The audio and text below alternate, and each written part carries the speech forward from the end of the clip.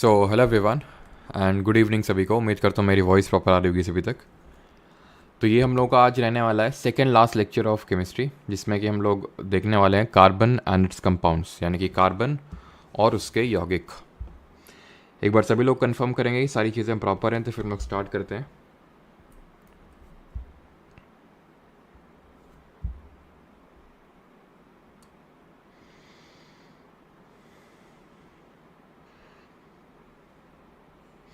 Good evening Deepali, Anish, Divya, सीमा, Sudhanshu. Sir batch में environment ecology का class बिल्कुल सुधांशु मैं करवाऊंगा, ठीक है। बैच में एनवायरनमेंट एंड इकोलॉजी। कोई एग्ज़ाम लगा हुआ है क्या, जिसमें कि मतलब अगर ऐसा हो तो मैं इसलिए पूछ रहा हूँ कि फिर मैं जल्दी करवा दूँ, थोड़ा प्रायोरिटी दे के।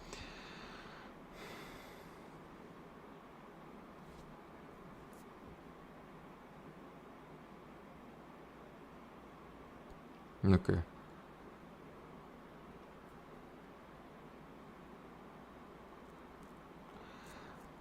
प्रज्ञदीप सोलंकी, नहीं, टोटल 30 एलिमेंट्स ही होते हैं, ठीक है।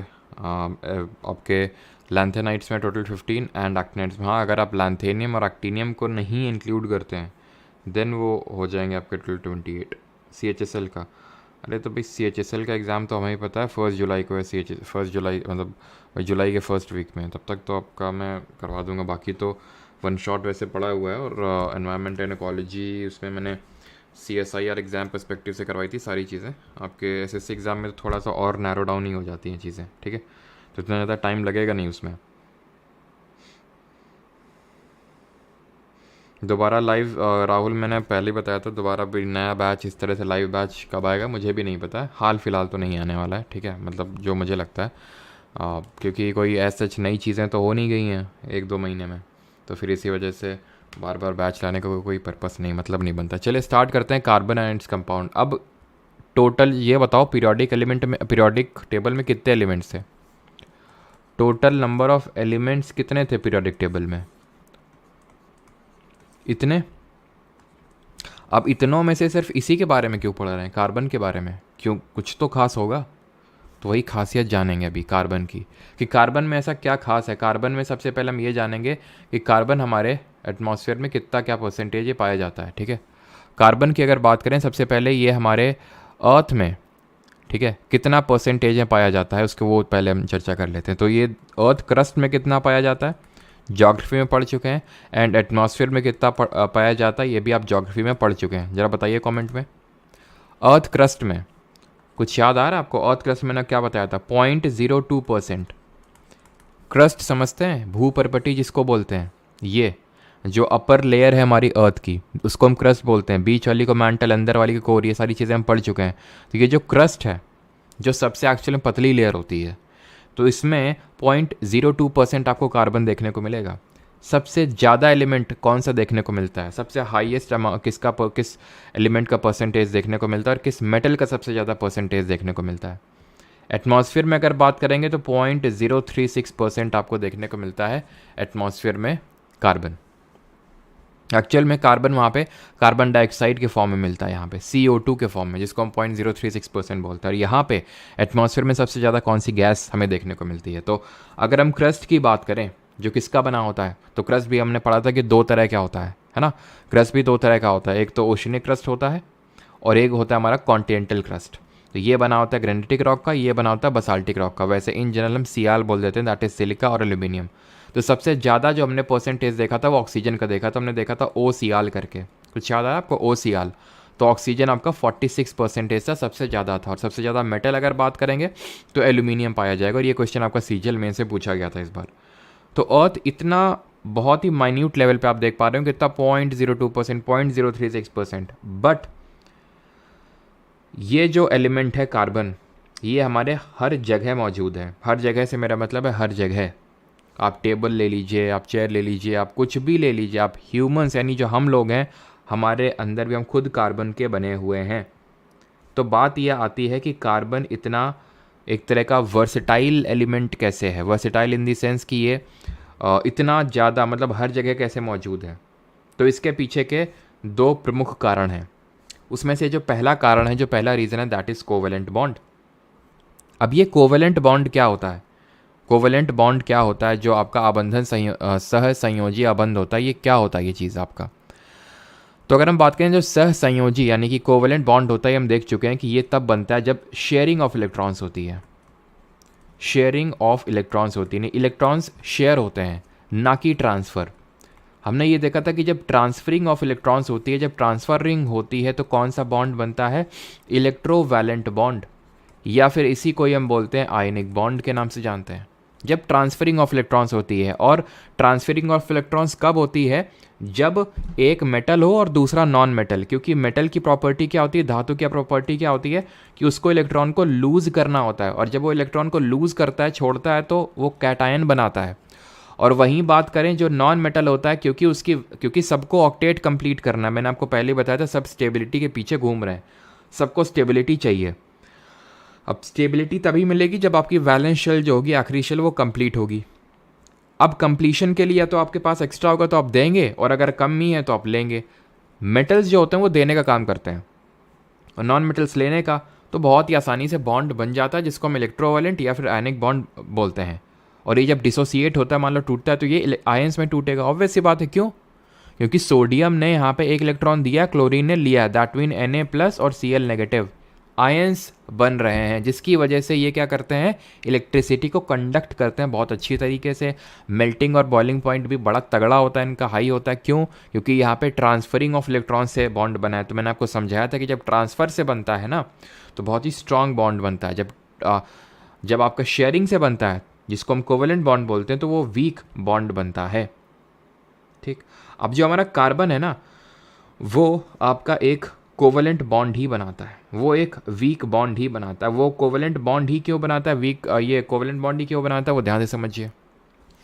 अब कार्बन में क्या होता है? कार्बन की अगर हम बात करें तो इसका एटॉमिक नंबर कितना होता है, जरा कमेंट में आप बताइए। इसका एटॉमिक नंबर यानी परमाणु संख्या कितनी होती है? तो मैंने आपको याद करने को बोला था 1 से लेकर 20 तक, तो आई होप सबने याद कर लिए होंगे।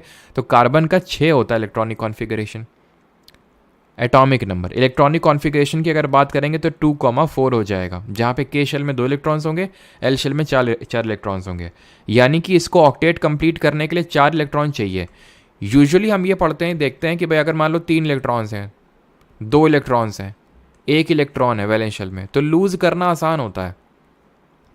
5 इलेक्ट्रॉन है, 6 इलेक्ट्रॉन है, 7 इलेक्ट्रॉन है, तो गेन करना आसान है। 3 को गेन करना आसान है रादर दैन कि 5 को लूज़ कर देना।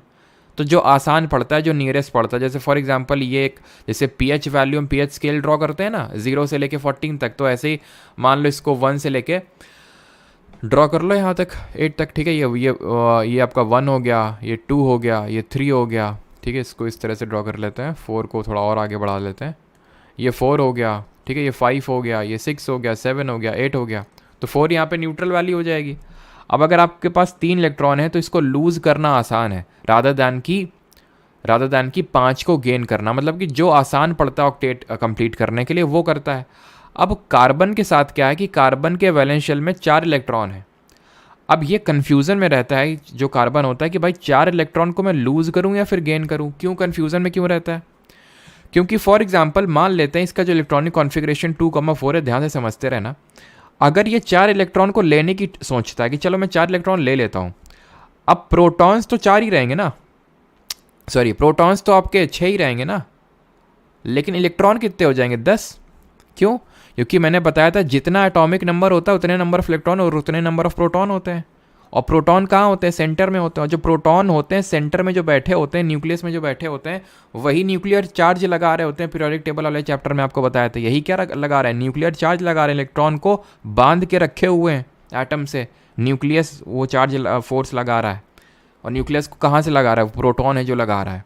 आप खुद सोचो, प्रोटॉन तो अभी 6 ही है ना, और तुमने 4 इलेक्ट्रॉन और ले लिए, 4 इलेक्ट्रॉन और ले लिए, 6 इलेक्ट्रॉन थे पहले। ठीक है, क्योंकि एटॉमिक नंबर कार्बन का 6 होता है। अब 10 इलेक्ट्रॉन हो गए, तो भाई 10 इलेक्ट्रॉन में इसको पकड़ने में कितने? 3 3 6 7 8 9 10। ठीक है, तो 10 इलेक्ट्रॉन को होल्ड करने में प्रोटॉन्स की ऐसी तैसी हो जाएगी, जो ये कर नहीं पाएंगे। इतने 10 इलेक्ट्रॉन को होल्ड करने की क्षमता इन 6 प्रोटॉन्स में नहीं होगी। दूसरा मेथड, मतलब दूसरा तरीका क्या हो सकता है कि 4 इलेक्ट्रॉन लूज कर दे। 4 इलेक्ट्रॉन लूज करने के लिए इसको एनर्जी चाहिए होगी, और जो इसके पास एनर्जी है नहीं उतनी, जो इसके पास उतनी एनर्जी है नहीं, और बोलने लगेगा तुरंत भाई ये क्या हो रहा है भाई, ठीक है। तो इसके पास ये एनर्जी है नहीं, तो फिर ये क्या करेगा, ये एक तरह से क्या करने लगेगा, शेयरिंग ऑफ इलेक्ट्रॉन करने लगेगा। चलो भाई ना तो लेते हैं ना तो देते हैं, ना तो हमें लेने की क्षमता ना देने की क्षमता है, ऐसा करते हैं मिल बांट के शेयर कर लेते हैं, कार्बन ये बोलेगा सभी से।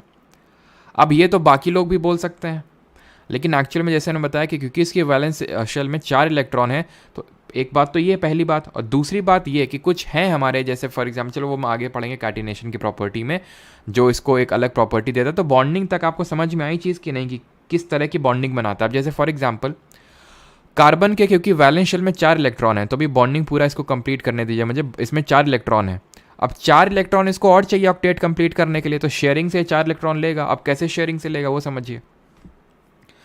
जैसे मैं आपको कुछ एक मॉलिक्यूल बना के दिखाता हूँ, ठीक है। एक यहाँ पे मैं मॉलिक्यूल बनाता हूँ और वो है हाइड्रोजन का मॉलिक्यूल, दैट इज़ H2 का मॉलिक्यूल बनाता हूँ, ठीक है। ये है हाइड्रोजन का एटम और ये हाइड्रोजन का एटम। कितने इलेक्ट्रॉन होते हैं इसके पास, मात्र 1 इलेक्ट्रॉन। तो ये 1 इलेक्ट्रॉन है, चाहिए कितने इलेक्ट्रॉन इनको अगर अपनी वैलेंस शेल को कंप्लीट करना है। इनके पास एक ही शेल है और वो है के शेल, उसको कंप्लीट करने के लिए 2 इलेक्ट्रॉन की नीड होती है। मैंने आपको बताया था के शेल में मैक्सिमम 2 इलेक्ट्रॉन ही आ सकते हैं। वो एल शेल है, उसमें मैक्सिमम 8 इलेक्ट्रॉन आ सकते हैं, उस हमने देखा था 2n² करके फॉर्मूला होता है उसमें से, ठीक है। तो ये जो हाइड्रोजन आटम है, इसमें अगर हम बात करें तो इसको 2 इलेक्ट्रॉन की नीड है अपना इसको के शेल को कंप्लीट करने के लिए। तो ये क्या करेगा, 1 इलेक्ट्रॉन जो है उससे ले लेगा, किससे, दूसरे वाले से। तो दोनों का क्या है, काम बन गया, और ये क्या बन गया, बॉन्ड बन गया। इसी को बोलते हैं कोवलेंट बॉन्ड, जो कि शेयरिंग ऑफ इलेक्ट्रॉन से बना है, ट्रांसफर से नहीं बना है, शेयरिंग से बना है।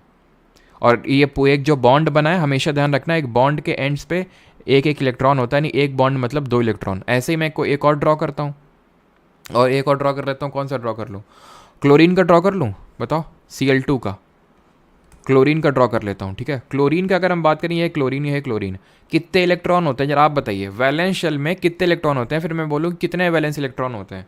तो मैंने आपको बताया था, ये जब वैलेंसी पढ़ रहे थे और सारी चीज़ें हमने जब समझी थी कि वैलेंसी होती क्या, कंबाइनिंग कैपेसिटी ऑफ एलिमेंट होती है। तो क्लोरीन का जब मैंने बताया, तो क्लोरीन एक हैलोजन है और इसमें 7 इलेक्ट्रॉन देखने को मिलेंगे, ठीक है।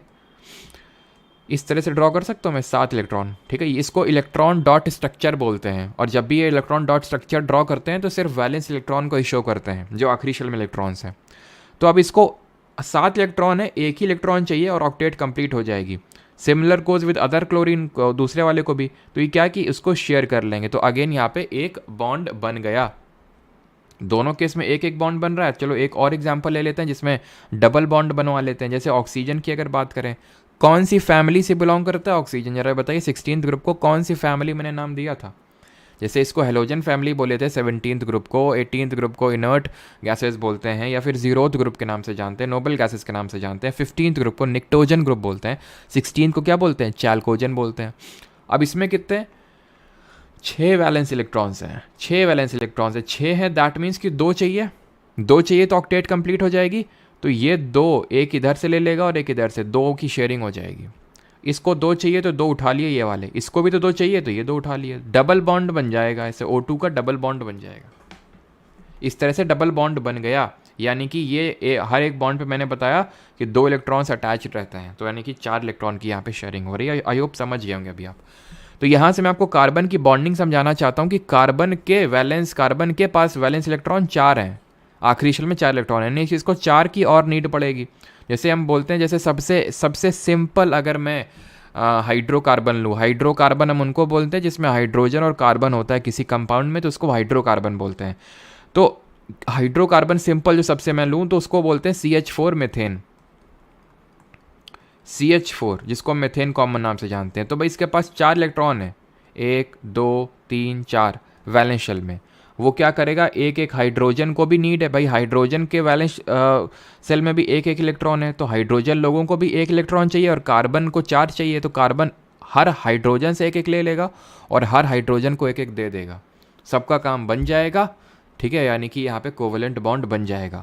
अब क्योंकि यहाँ पे कोवेलेंट बॉन्ड बन रहा है, ये एक वीक बॉन्ड होता है और इसकी वजह से melting point and boiling point, जो मेल्टिंग पॉइंट और जो बॉइलिंग पॉइंट होगा, ये भी जो भी हमारे कार्बन जो कंपाउंड बनाएंगे वो लो होगा और ये इलेक्ट्रिसिटी को कंडक्ट नहीं करेंगे, ठीक है। Will not conduct electricity. इस चीज़ को ध्यान में रखिएगा कि ये इलेक्ट्रिसिटी को कंडक्ट नहीं करेंगे। यहाँ तक किसी कोई डाउट?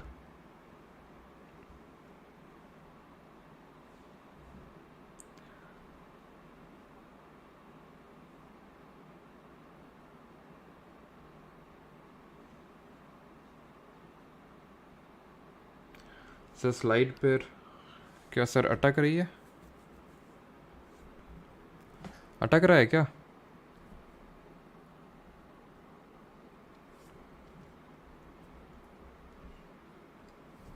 आई थिंक नेटवर्क तो सही है। नेटवर्क तो यार सही है, क्या प्रॉब्लम है?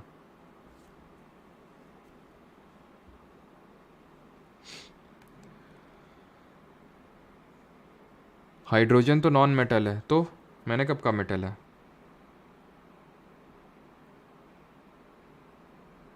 FRB करेंट अफेयर्स वैन सैटरडे संडे को करेंगे, सैटरडे को नवंबर को और संडे को दिसंबर का।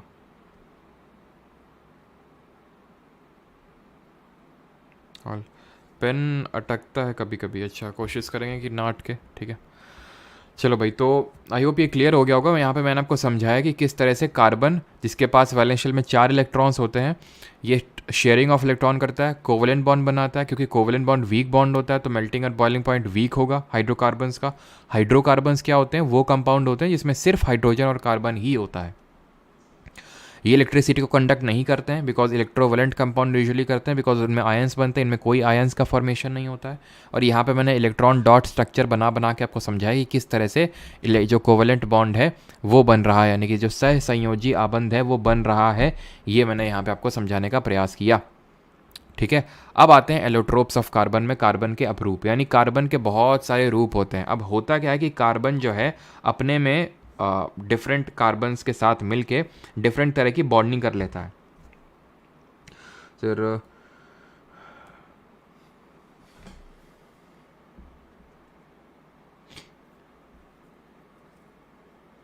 चलो ठीक है। हाँ, तो जो कार्बन होता है वो क्या होता है, वो डिफरेंट तरह की बॉन्डिंग कर लेता है और डिफरेंट तरह के जो है फॉर्म्स में एग्जिस्ट करने लगता है। वो डिफरेंट तरह की फॉर्म्स हैं आपकी डायमंड, ग्रेफाइट, बकमिस्टर फुलरीन। सिर्फ यही 3 फॉर्म नहीं है, और भी फॉर्म्स हैं इसकी, लेकिन पहले 3 को समझेंगे और फिर एक और फॉर्म को यहाँ पे देखेंगे जो जिस पे क्वेश्चन रिसेंटली एसएससी ने पूछे हैं।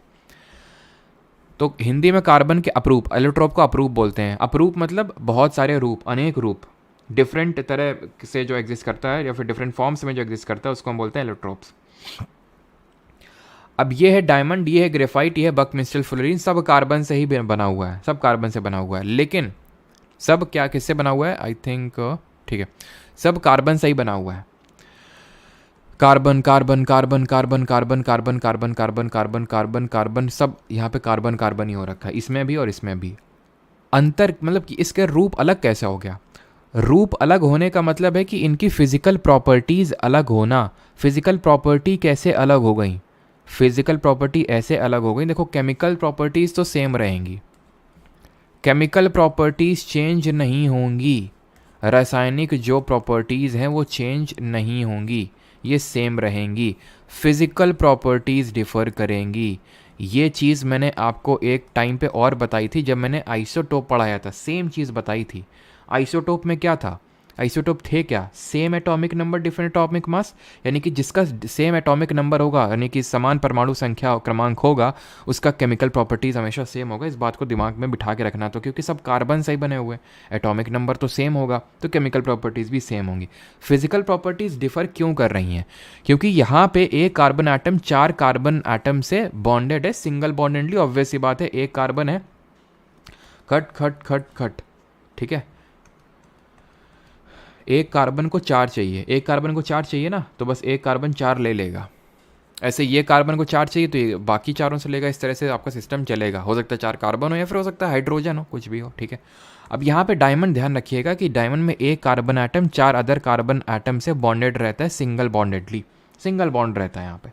ग्रेफाइट में क्या होता है? एक कार्बन एटम सिर्फ 3 कार्बन एटम से ही बॉन्डेड। आप देख लीजिए ये बात ट्रू है कि नहीं है। अब यहाँ पे एक कार्बन अगर मैं तो 1 2 ठीक है, 3 4 से बॉन्डेड है ये, ठीक है, 4 से बॉन्डेड है। लेकिन यहाँ पे अगर बात करें ग्रेफाइट, तो एक कार्बन एटम सिर्फ हेक्सागोनल एरे है, ये भी हेक्सागोनल एरे है। यहाँ पे एक कार्बन एटम सिर्फ 3 कार्बन एटम से बॉन्डेड है। ये कैसा हो सकता है, पॉसिबल है? क्योंकि इनमें से एक बॉन्ड जो होगा वो डबल बॉन्ड होगा, एक बॉन्ड जो होगा वो डबल बॉन्ड हो जाएगा, ठीक है, किसमें, ग्रेफाइट में। बस यही एक चीज़ जो है डायमंड और ग्रेफाइट में ज़मीन आसमान का अंतर दे देती है। दोनों ही का अगर हम 3D स्ट्रक्चर को ऑब्जर्व करें तो ये हम पाते हैं कि किस तरह से एक कार्बन एटम 4 कार्बन एटम से बॉन्डेड है और ग्रेफाइट में एक कार्बन एटम 3 कार्बन एटम से बॉन्डेड है, जिसमें एक डबल बॉन्ड होगा।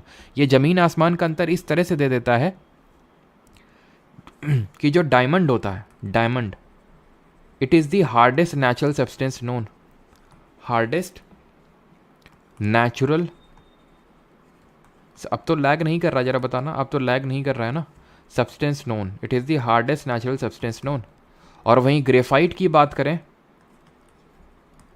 जो ग्रेफाइट होता है ये बहुत ही सॉफ्ट होता है नेचर में, स्लिपरी होता है नेचर में, and it is a good conductor of electricity, यानी कि सुचालक होता है।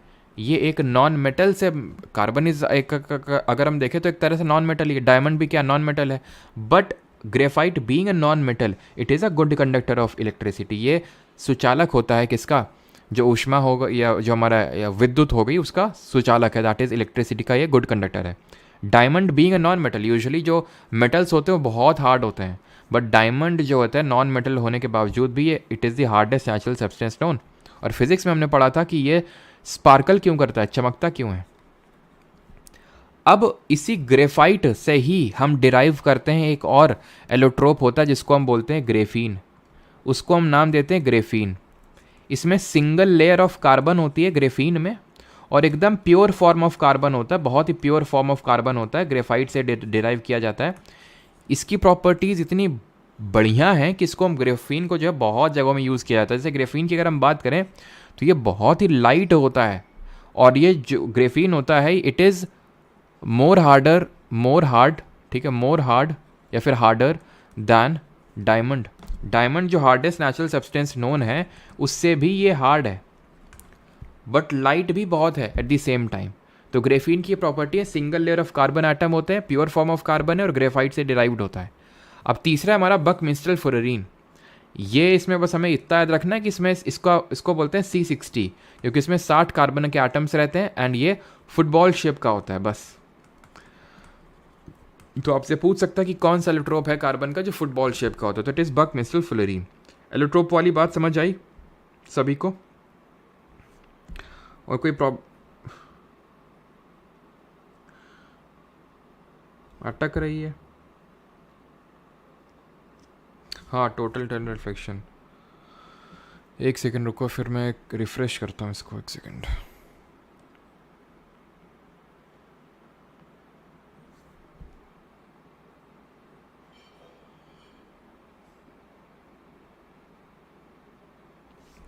पेन अटक रहा है, कुछ लोग बोल रहे हैं।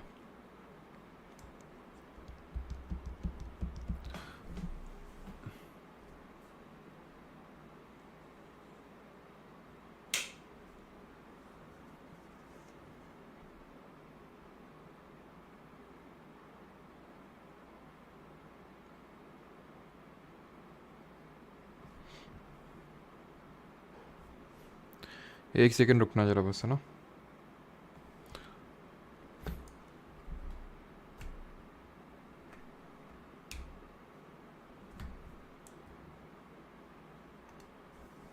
आई थिंक अभी लैग नहीं करेगा। सर ये टॉपिक इतना बड़ा है, इतना बड़ा है, देख पा रहे हो, इतना सा बस दिखा, ये नहीं दिखा?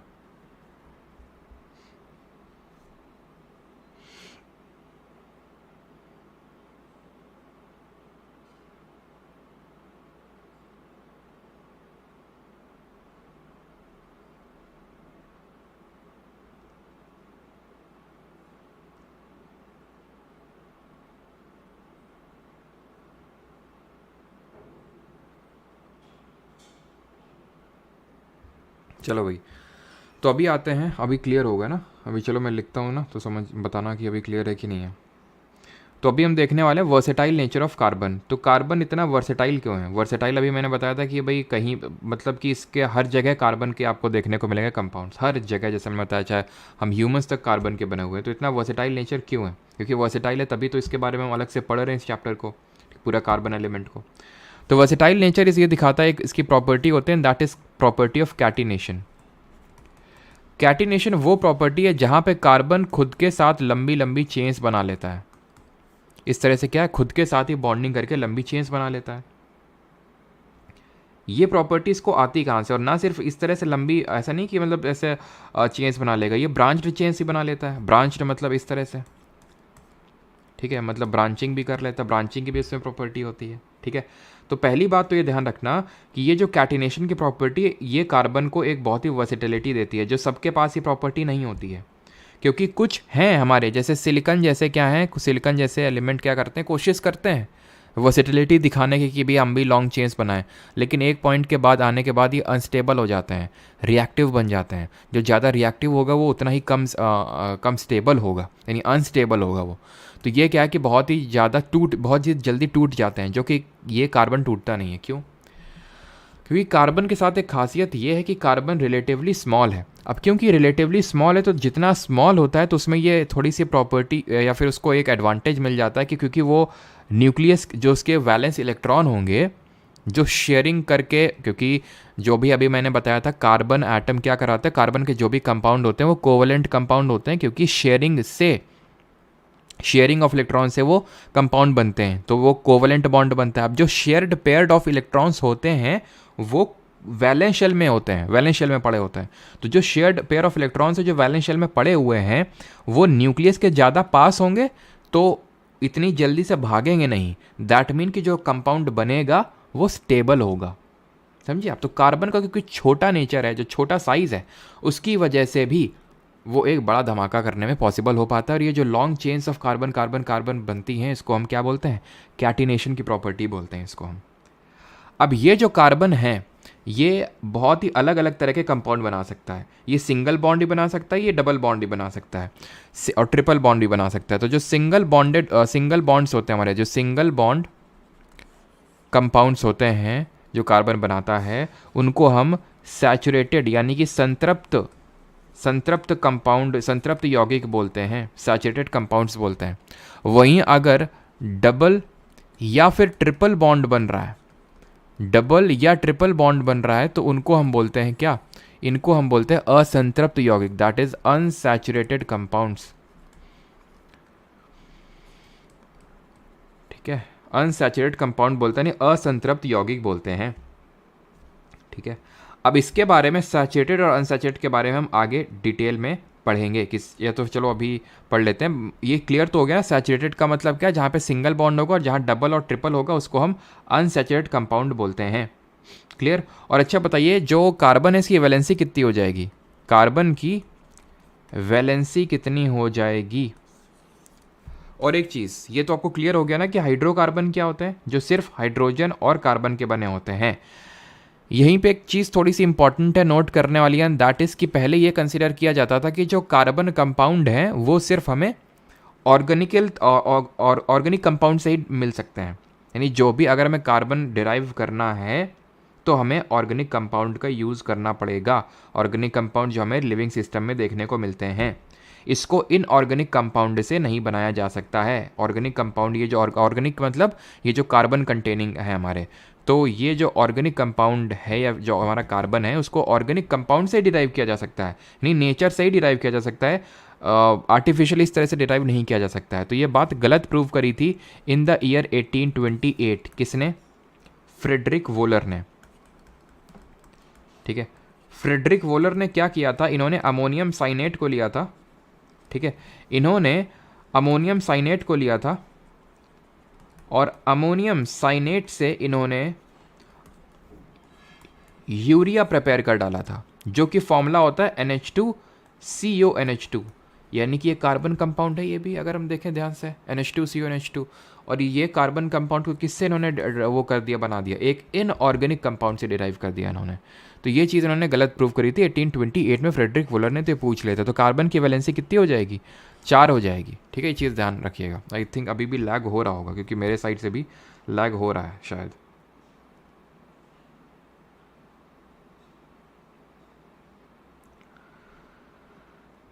अभी तुम लोग कल वाली चीज़ से बाहर निकल नहीं पाए लगता है ना।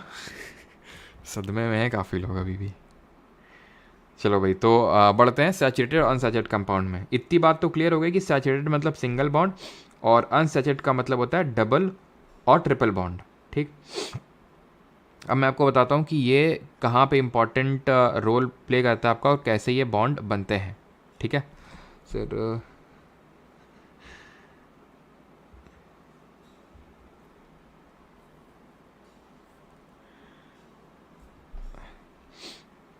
हाँ देखेंगे भाई। ठीक है, 1 मिलियन पे। चलो अभी आते हैं सैचुरेटेड और अनसैचुरेटेड कंपाउंड में क्या डिफरेंस होता है। ये तो आप समझ गए कि भाई ये सिंगल बॉन्डेड होते हैं, ठीक है, और ये डबल और ट्रिपल बॉन्डेड हो सकते हैं। ठीक है, डबल और ट्रिपल बॉन्डेड हो सकते हैं। अब जो सिंगल बॉन्डेड कंपाउंड्स होते हैं उनको हम बोलते हैं एल्केन्स, उनको हम क्या बोलते हैं, एल्केन बोलते हैं। और जो डबल बॉन्डेड होते हैं इनको हम बोलते हैं एल्कीन, और जो ट्रिपल बॉन्डेड होते हैं इनको हम बोलते हैं एल्काइन। ठीक है, एल्केन क्या होते हैं, सिंगल बॉन्डेड, एल्कीन क्या होते हैं, डबल बॉन्डेड, और एल्काइन क्या होते हैं, ट्रिपल बॉन्डेड। यानी कि जो हमारे एल्केन होंगे वो सैचुरेटेड होंगे, और एल्कीन और एल्काइन क्या होंगे, डबल और ट्रिपल बॉन्डेड होंगे, मतलब वो अनसैचुरेटेड ही होंगे। अब पहले मैं आपको होमोलॉगस सीरीज, चेन, ब्रांचेस और रिंग्स क्या होती हैं ये समझाता हूँ, उसके बाद हम लोग आगे की चीज़ों में फर्दर बढ़ेंगे। अब देखो होता क्या है कि जैसे मान लो फॉर एग्जांपल हमारा कोई कंपाउंड मैं लेता हूँ, जैसे यहाँ पे ले लूँ मैं ब्यूटेन ले लेता हूँ। ठीक है, ब्यूटेन ले लें। ब्यूटेन का मतलब, अब ब्यूटेन क्या होता है पहले तो ये समझ लेते हैं, ये नेमिंग कैसे होती है, कंपाउंड की नेमिंग कैसे होती है। तो ध्यान रखिएगा सबसे पहले तो कि हम प्रीफिक्स, किस प्रीफिक्स का यूज़ करते हैं वो समझ लीजिए, किस प्रीफिक्स का यूज़ करते हैं वो समझ लीजिए। जैसे कि अगर हम बोलते हैं मेथेन, एथेन, प्रोपेन, ब्यूटेन, ठीक है, तो ये हम किस बेसिस पे बोलते हैं, तो ये हम बोलते हैं नंबर ऑफ कार्बन एटम्स के बेसिस पे। अगर एक कार्बन एटम है तो उसमें जो हम प्रीफिक्स यूज़ करेंगे वो मिथ का यूज़ करेंगे। 2 कार्बन एटम है तो हम इथ का यूज़ करेंगे। अगर 3 कार्बन एटम है तो हम प्रॉप का यूज़ करेंगे। 4 कार्बन एटम है तो हम ब्यूट का यूज़ करेंगे। 5 कार्बन एटम है तो हम पेंट का यूज़ करेंगे। 6 कार्बन एटम है तो हम हेक्सा का यूज़ करेंगे। 7 कार्बन एटम है तो हेप्टा का यूज़ करेंगे। 8 हैं तो ऑक्टा, 9 है तो नौना, और 10 है तो डेका।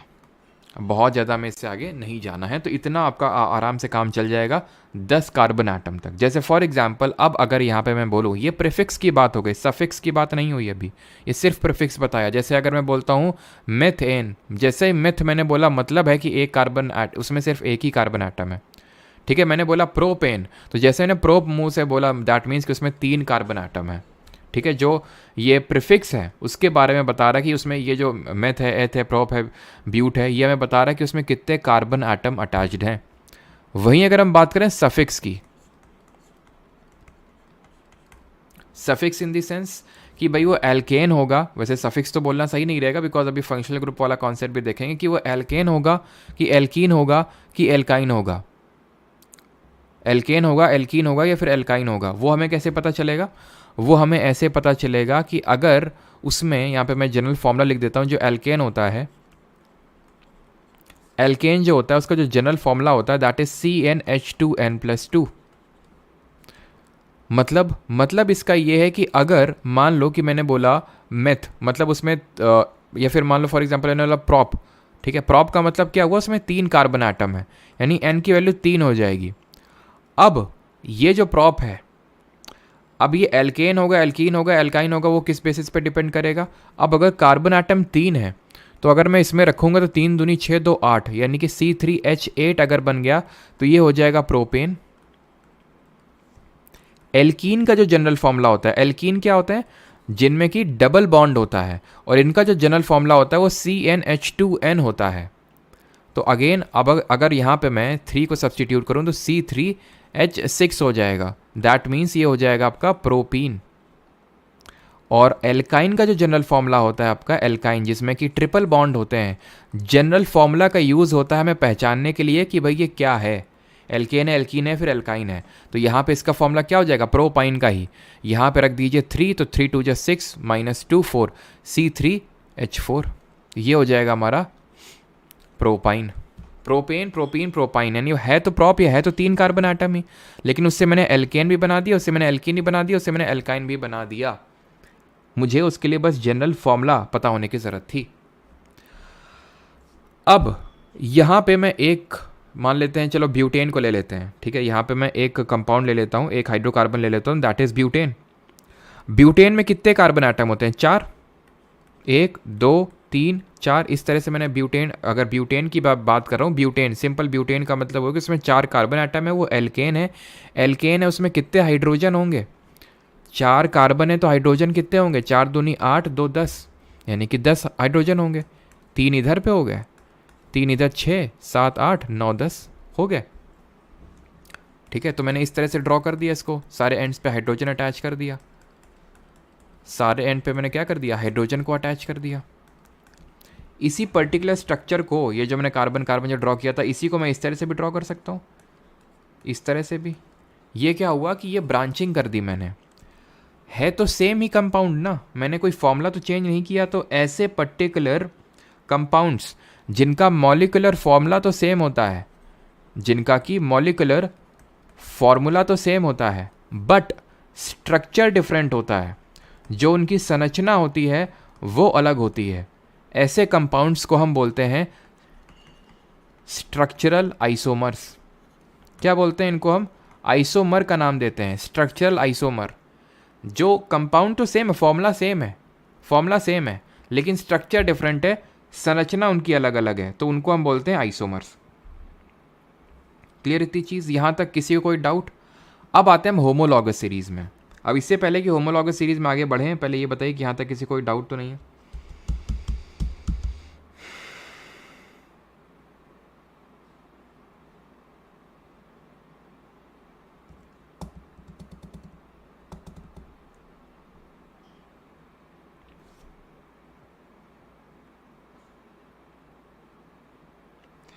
आप MTS के लिए कुछ कराएंगे ना सर? भाई MTS और ये CHSL सब उसके के लिए कुछ अलग से नहीं होगा MTS के लिए, ठीक है। जो FRB वगैरह चल रहा है वो उसके लिए कॉमन है। अब जो भी अगर कुछ अलग होगा वो CGL के लिए होगा, क्योंकि MTS का आई थिंक पहले ही हो जाएगा, इसके CHSL के बाद ही है तुरंत, है ना।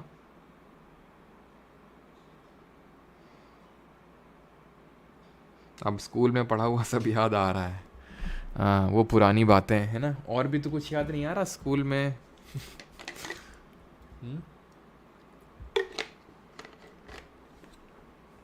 चलो, केमिस्ट्री के बहाने अपने स्कूल मोमेंट्स को रिलीव कर लिया। अभी होमोलॉगस सीरीज़ क्या होती है? तो होमोलॉगस सीरीज़ पढ़ाने से पहले मैं आपको एक हीट्रो एटम का कॉन्सेप्ट बताना चाहता हूँ। देखो, नॉमेनक्लेचर तुमने खैर पहले ही पढ़ लिया। ये हीट्रो एटम क्या होता है? What is this hetero atom? Carbon क्या है कि हाइड्रोजन के साथ बॉन्डिंग कर करके थक चुका है, अब उसको थोड़ा सा फ्लेवर में चेंज चाहिए, क्योंकि वो अभी हाइड्रोजन से बॉन्डिंग कर रहा था, अभी हम देख रहे थे, उनको हम हाइड्रोकार्बन बोल रहे थे। तो क्या ऐसा पॉसिबल है कि अगर हाइड्रोजन के साथ बॉन्डिंग करने का नाम मन हो इसका कार्बन का, तो किसी और एलिमेंट के साथ कर ले, क्लोरीन के साथ कर ले, ऑक्सीजन के साथ कर ले, OH के साथ कर ले, किसी के साथ भी कर ले, लेकिन क्या हाइड्रोजन को रिप्लेस करना पॉसिबल है? बिल्कुल है। तो ऐसे कंपाउंड जहाँ पे हमें, या फिर आप ऐसे बोल सकते हो कि ऐसा पर्टिकुलर एटम जो हाइड्रोजन को हाइड्रोकार्बन में रिप्लेस कर दे, उसको हीट्रो एटम बोलते हैं। वो कोई भी, यानी कि कार्बन जो है उसने हाइड्रोजन से अभी तक फ्रेंडशिप कर रखी है, अभी वो किसी और से फ्रेंडशिप कर लेगा बस। और ऐसे एलिमेंट को हम, जिसने हाइड्रोजन को रिप्लेस किया है, हीट्रो एटम बोल देते हैं। अब हमने किस एटम को अटैच किया है? क्लोरीन लगाया है कि ऑक्सीजन लगाया है कि OH लगाया है कि COOH लगाया है या CHO लगाया है? क्या लगाया है? जो भी लगाया है उसको बोलते हैं फंक्शनल ग्रुप। इसको क्या बोलते हैं? इसी को बोलते हैं फंक्शनल ग्रुप। और ये फंक्शनल ग्रुप जो है इसको स्पेसिफिक प्रॉपर्टी दे देगा, इसको स्पेसिफिक प्रॉपर्टी दे देगा।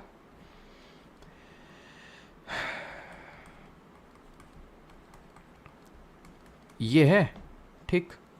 यहां मैंने CHO लगा दिया, ठीक, ध्यान से देखना, यहां CHO लगा दिए, इसमें 2 कार्बन का, यानी ये मेथ वाला था, ये एथ वाला बना रहे हैं हम, ये एथ वाला बना रहे हैं, इसमें भी CHO लगा दिए।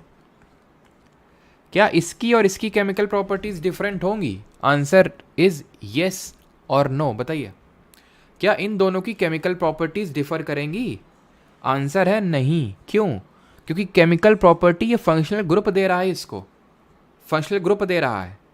आप कार्बन आटम चाहे जितनी लंबी चेन क्यों ना कर दीजिए, हाँ थोड़ा मेल्टिंग पॉइंट बॉइलिंग पॉइंट में ज़रूर डिफरेंस पड़ जाएगा, लेकिन मतलब बहुत ही थोड़ा सा, लेकिन बाकी जो फंक्शनल प्रॉपर्टीज़ हैं, जो केमिकल प्रॉपर्टीज़ हैं, वो सेम रहेंगी, क्योंकि वो फंक्शनल ग्रुप की वजह से आ रही हैं। अब यही अगर यहाँ पे छोड़ो, इसको छोड़ो, यहाँ ये बिल्कुल ये था एकदम डिट्टो, यही मैं छाप देता हूँ CH और यहाँ पे फंक्शनल ग्रुप कुछ अलग लगा देता हूँ। CHO ना लगा के मैंने क्लोरीन लगा दिया, क्लोरीन लगा दिया मैंने, क्या हुआ? फंक्शनल ग्रुप डिफर हो गया, केमिकल प्रॉपर्टीज डिफर कर जाएंगी। ठीक है, एक सेकेंड, ठीक है, केमिकल प्रॉपर्टीज डिफर कर जाएंगी। अब ये होमोलॉगस सीरीज क्या होती हैं? होमोलॉगस सीरीज ये होती हैं जैसे बिल्कुल अभी ये क्या किया था मैंने, ये CH3 था, ध्यान से देखना यहाँ पे CH3 CHO लगा दिया था, ठीक है।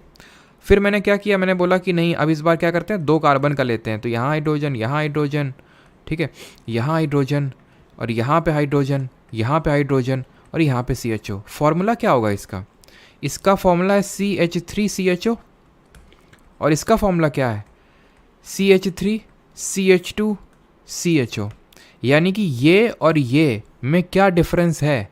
इसमें सिर्फ CH2 का डिफरेंस है, यानी कि वो एक कार्बन, वो एक कॉन्टिन्यूअस सीरीज जो कि CH2 से डिफर कर रही है, फंक्शनल ग्रुप सेम है, फंक्शनल ग्रुप सेम है, CH2 से डिफर कर रही हैं, उनको होमोलॉगस सीरीज बोलते हैं। इन होमोलॉगस सीरीज का क्योंकि फंक्शनल ग्रुप सेम है तो केमिकल प्रॉपर्टीज डिफर नहीं करेंगी।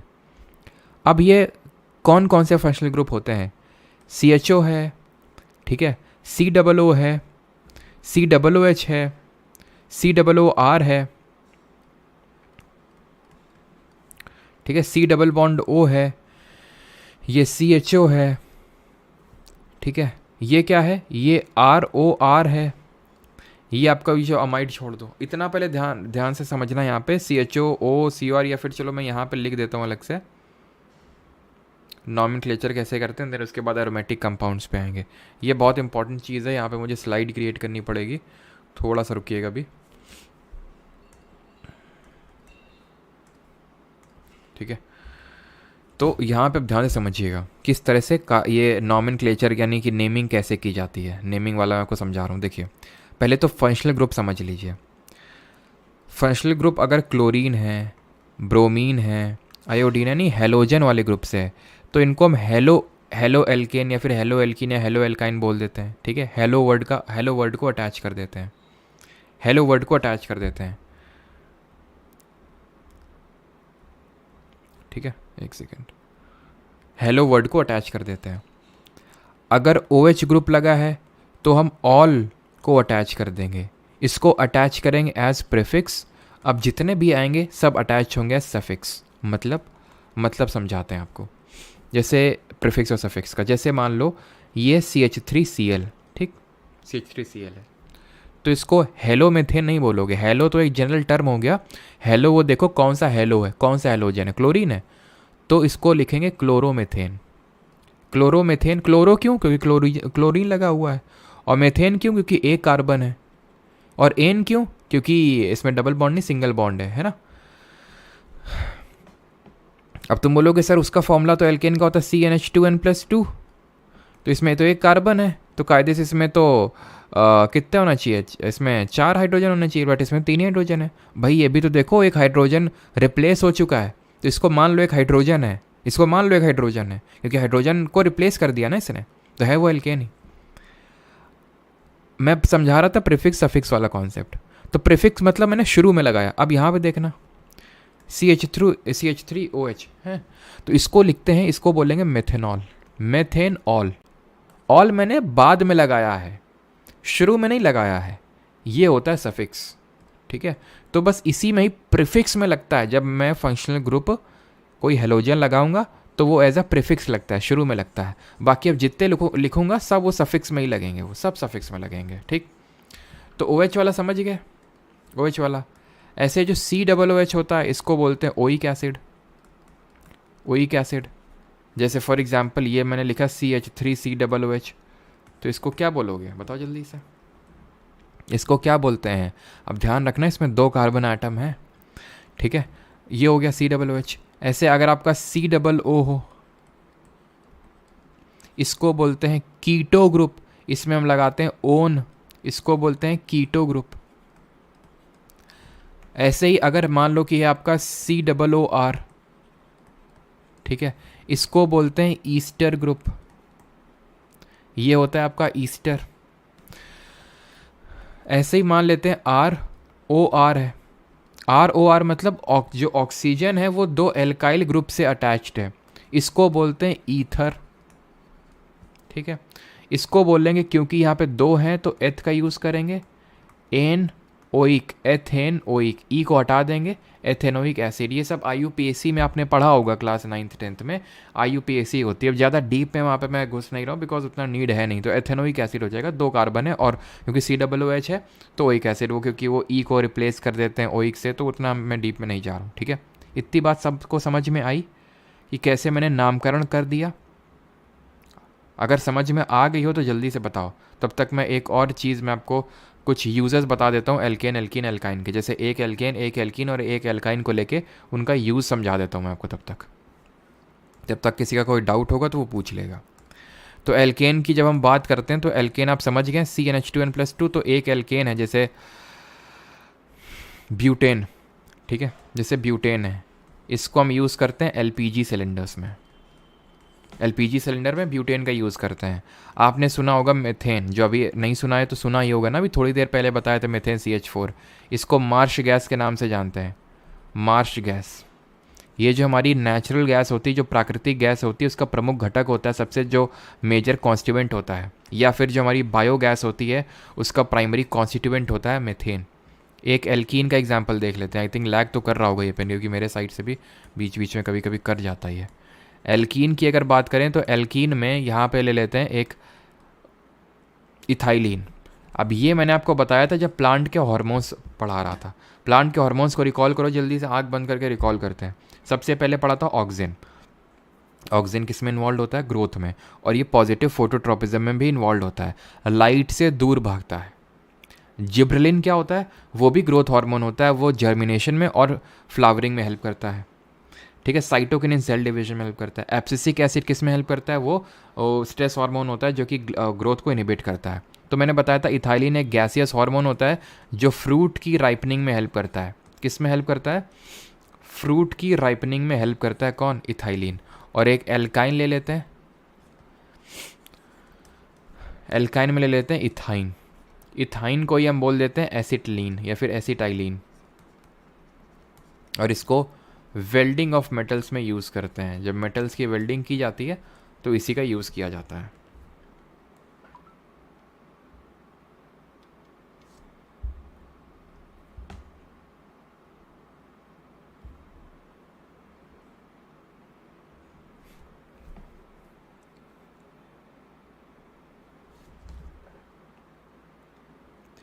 बिल्कुल सबका सही है, फ्रूट राइपनिंग में हेल्प करते हैं।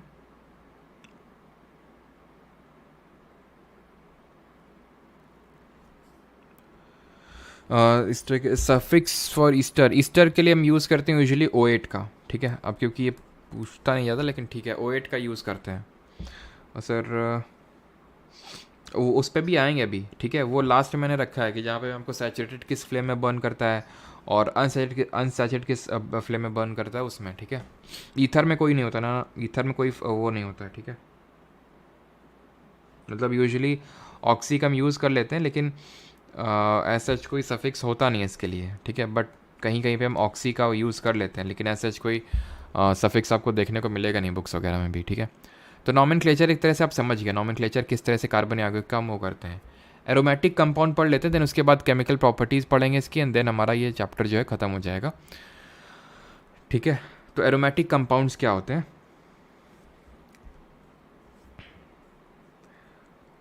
चलो भाई, तो एरोमेटिक कंपाउंड्स क्या होते हैं? तो एरोमेटिक और एक चीज़ और, एंड दैट इज़ कि अरोमा से मुझे याद आया कि ये जो आपके ईस्टर होते हैं ना, ईस्टर, ये आपके स्वीट स्मेलिंग कंपाउंड होते हैं, मतलब कि बड़ी मीठी महक आती है इनसे, स्वीट स्मेलिंग कंपाउंड होते हैं। आपने ज़रूर इनको कंज्यूम किया होगा।